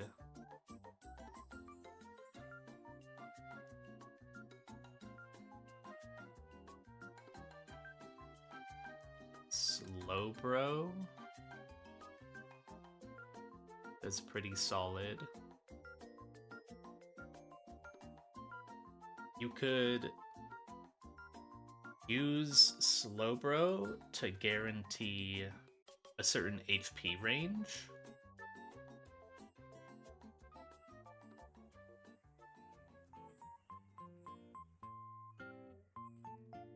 So you can, like, lead Slowbro. It's likely to rocks. Then you S-Toss? Or do you... Wait, okay. Does Future Sight ignore Focus Band?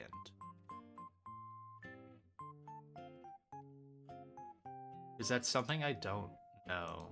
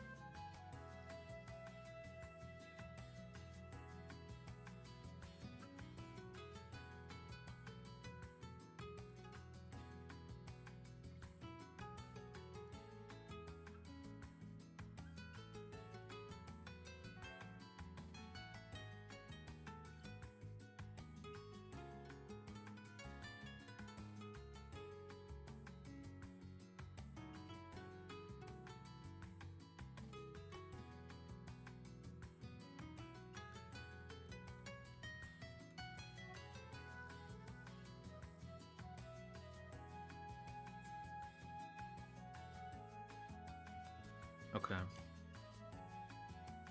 I really don't know if Future Sight ignores Focus Band. I want to say it does, but, like, I mean, it doesn't ignore Focus Sash, so...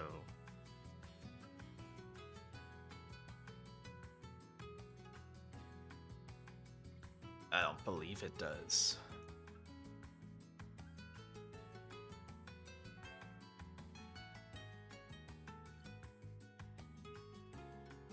So if I S-toss it once, that leaves it at exactly 79. Or 79 off. 226 minus 79. It's 147. And it's likely to rocks that turn. Then, after, it'll either rocks or EQ. You kind of expect rocks to be up, so it'll probably EQ on your entry for Dawnfang. Then, from there, you want to get it to an HP where you guarantee knockoff plus rapid spin KOing. But that's really hard to do. I don't know that you can even do that.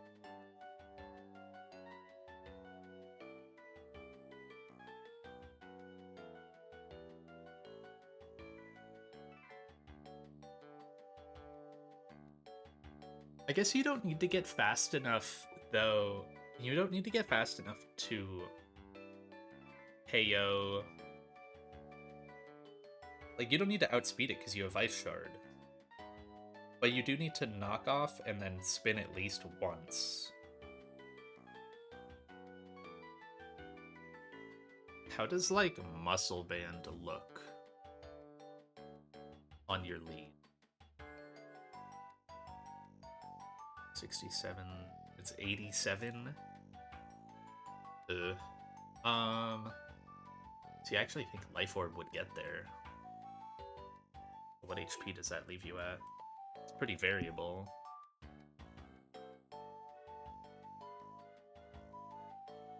Also, oh wait, no. No, crit knockoff. No, that would be fine if you killed with spin, so that's alright.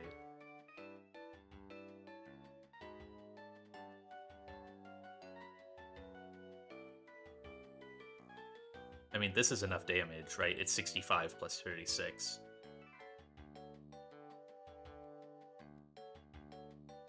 So, knockoff plus rapid spin plus ice shard. That's 30% you're taking just from attacking 3 times. Then you also have to take Poison Tick. So that's another...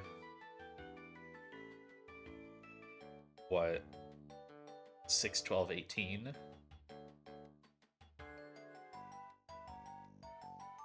Or I guess you just do 12 flat across. So 36%.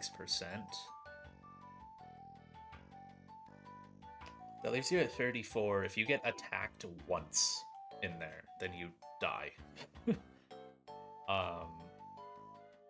So that doesn't work. Life Orb does not work. What about, like, just black glasses?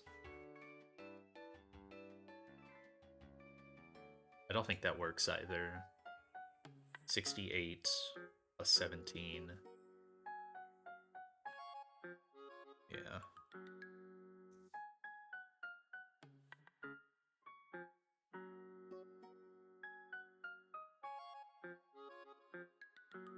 Yeah, it does like 85.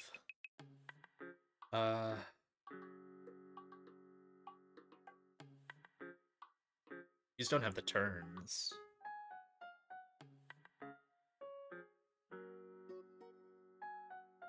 You might have the turns if you're re-poisoned and holding a citrus, and then do 2 ice shards.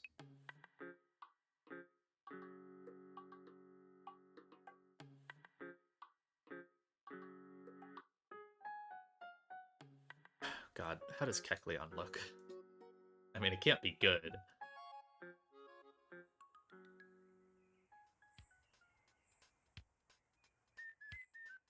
I could do something. I see something already. If I were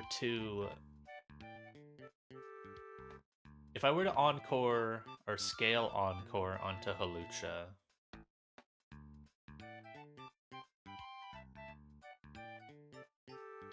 it's still not great though, because it's not it instantly is locked into a useless move.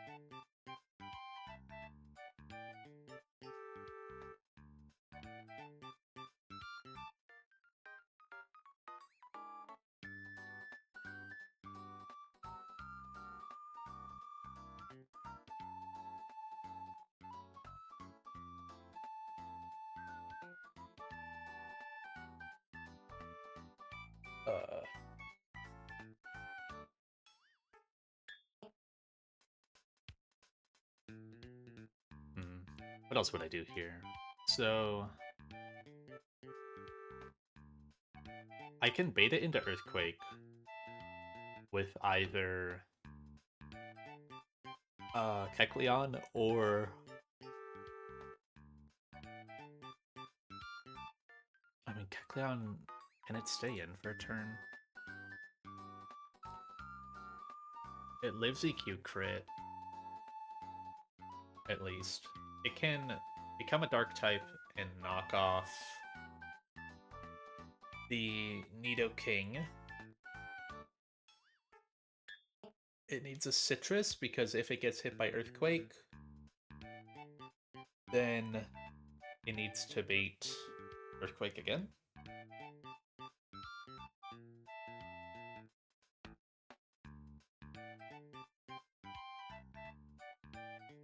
But then rocks are still up.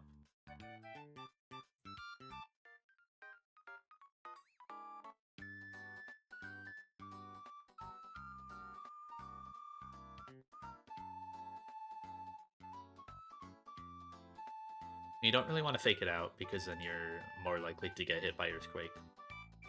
So Kecleon can do that. It's not great. Now,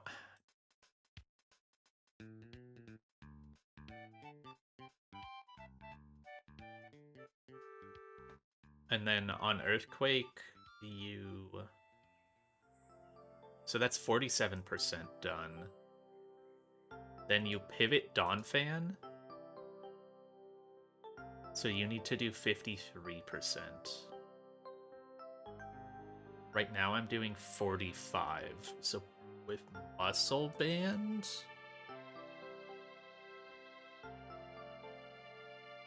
that gets up to 49. What about, like, Nevermelt? Nevermelt does get up to 50. It's probably gotta be Life Orb, though. Life Orb gets up to 58, yeah. I guess you can fake out. I don't know, I don't love it, but... You're risking double crit, though.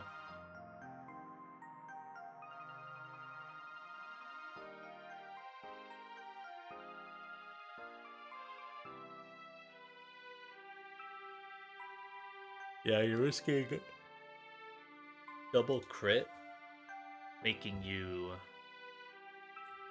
not, or making you not be able to spin away rocks. Because it would stealth rock, potentially, and then you knock off, you crit.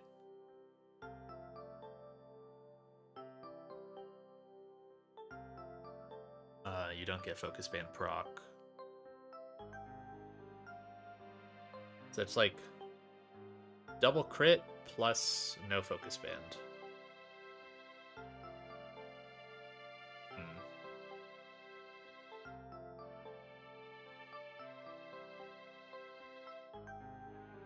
I feel like there's an interaction where Donphan can get through this. I just don't quite see it right now. It might just need help. With, or like from something else. And that could be just like Barraskewda leading with a flip turn, right? To get some chip on it.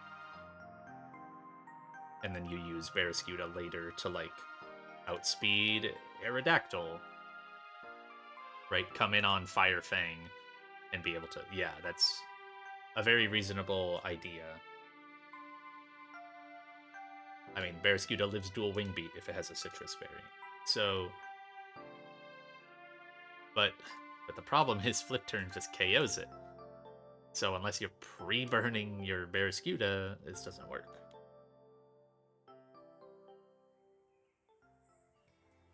Well, okay. So maybe it's not that bad, actually.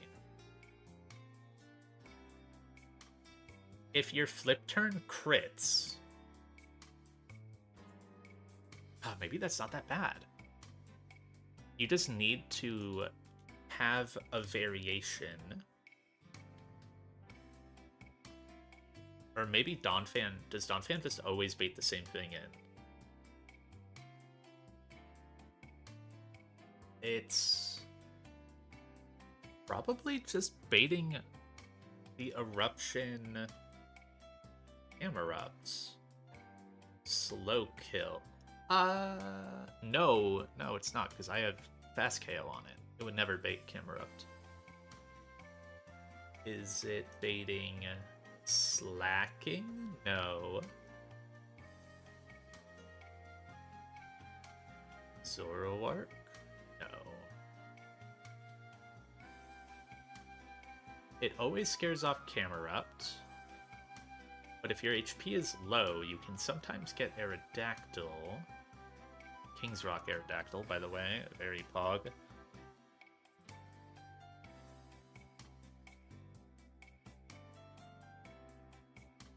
This has fast out damage. Like, this doesn't have out damage naturally, but this has fast out damage. I mean, you could just Ice Shard it, and eject button.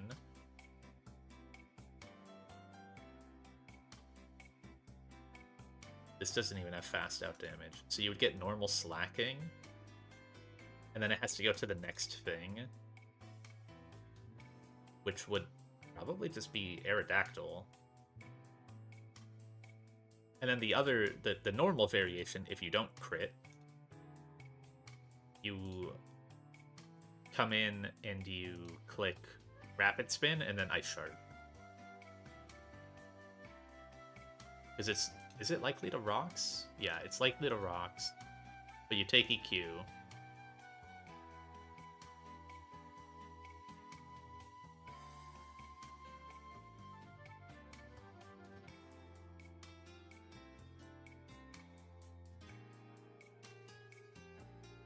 And you can't bank on like high roll flip turn. You need to do 33%. So Rapid Spin plus Ice Shard is enough. Okay, so that's an idea. What if I did that with Beedrill, though?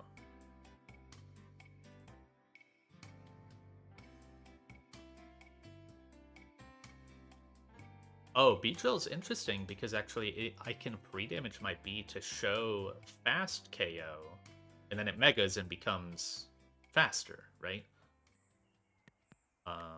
Okay, that's another idea. That would block rocks for that turn.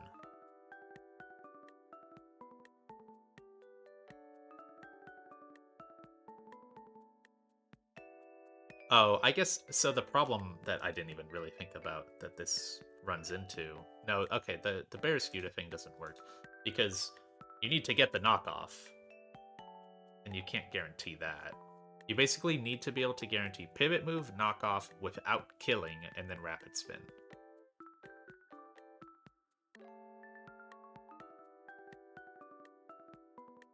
And the rapid spin can kill, and if it doesn't, then Ice Sharp can. But you need to be able to live at that point. So like U-turn crit does 58, and knockoff crit does 59. So this doesn't work. Unless you pre-burn your Donphan. But you have to account for min roll, which is 33, so you need to do 67% with knockoff, rapid spin, Ice Shard.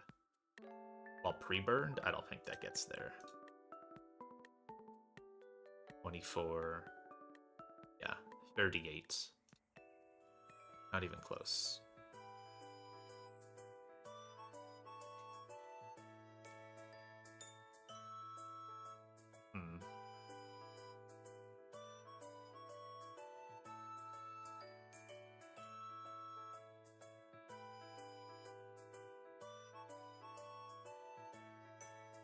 Is there a way for me to do it with Golisopod, maybe? Put Golisopod just above Poison Jab range. Turn 1 it'll rocks.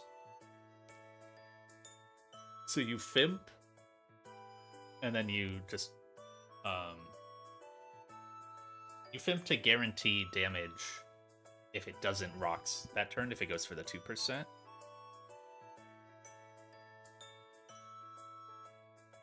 So we saw Bear Scooter doesn't work. I think Beedrill doesn't work.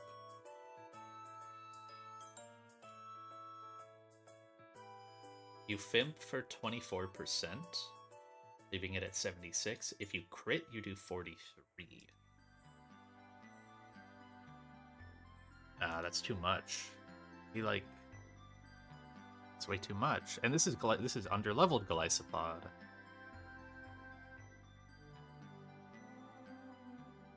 It's not even leveled up.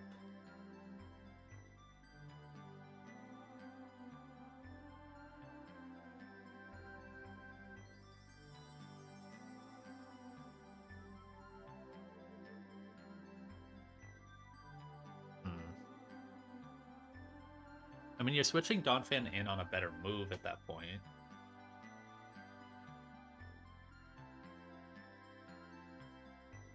Takes a little less. Can you be pre-burned with like a boosting item? Maybe like pre-burn. Dude, you have to do so much damage. There's no way.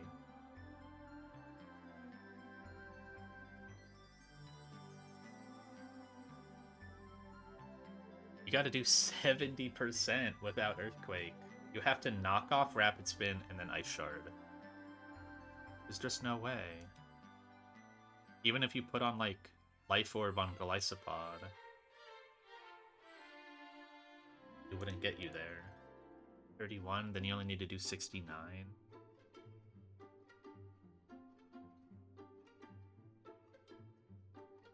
But if you crit, you do way too much. And that's the problem. You're putting it to 56. Knockoff crit is 59. And then you're not spinning away the hazards. Oh, is there ever a world where I just tank hazards on this fight? Because I can get rid of the focus band. That's easy.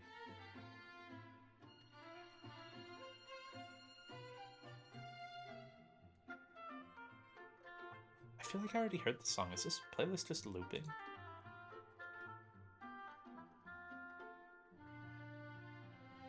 I feel like it's looping.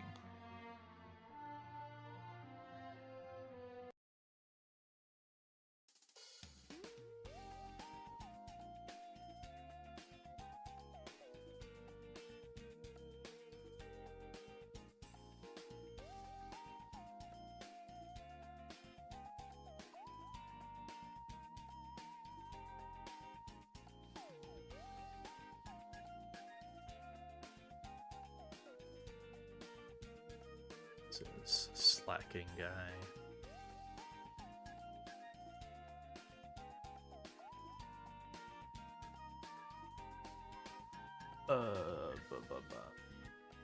I don't know that I can figure this fight out right now.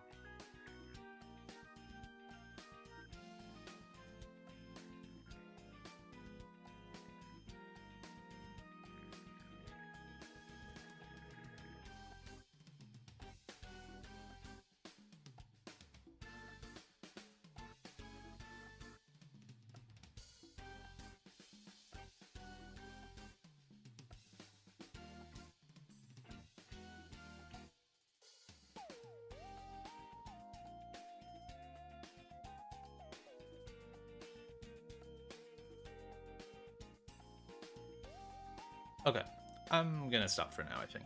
I'll see if anyone is playing. I'll go ahead and save. Is Shiro doing null? Oh, he's back to run and bun. Cool. We'll raid Shiro. Oh, I have an ad. Awesome. Let this play out. Let me save one more time just to make sure. Okay. Let this ad play out. Why is it so loud? I hate military propaganda.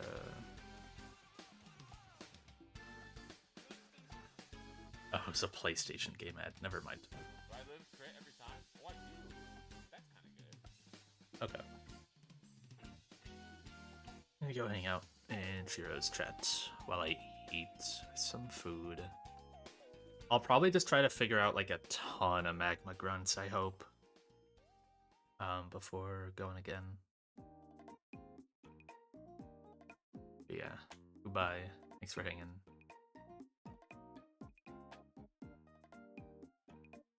I have solved. What was this room called again?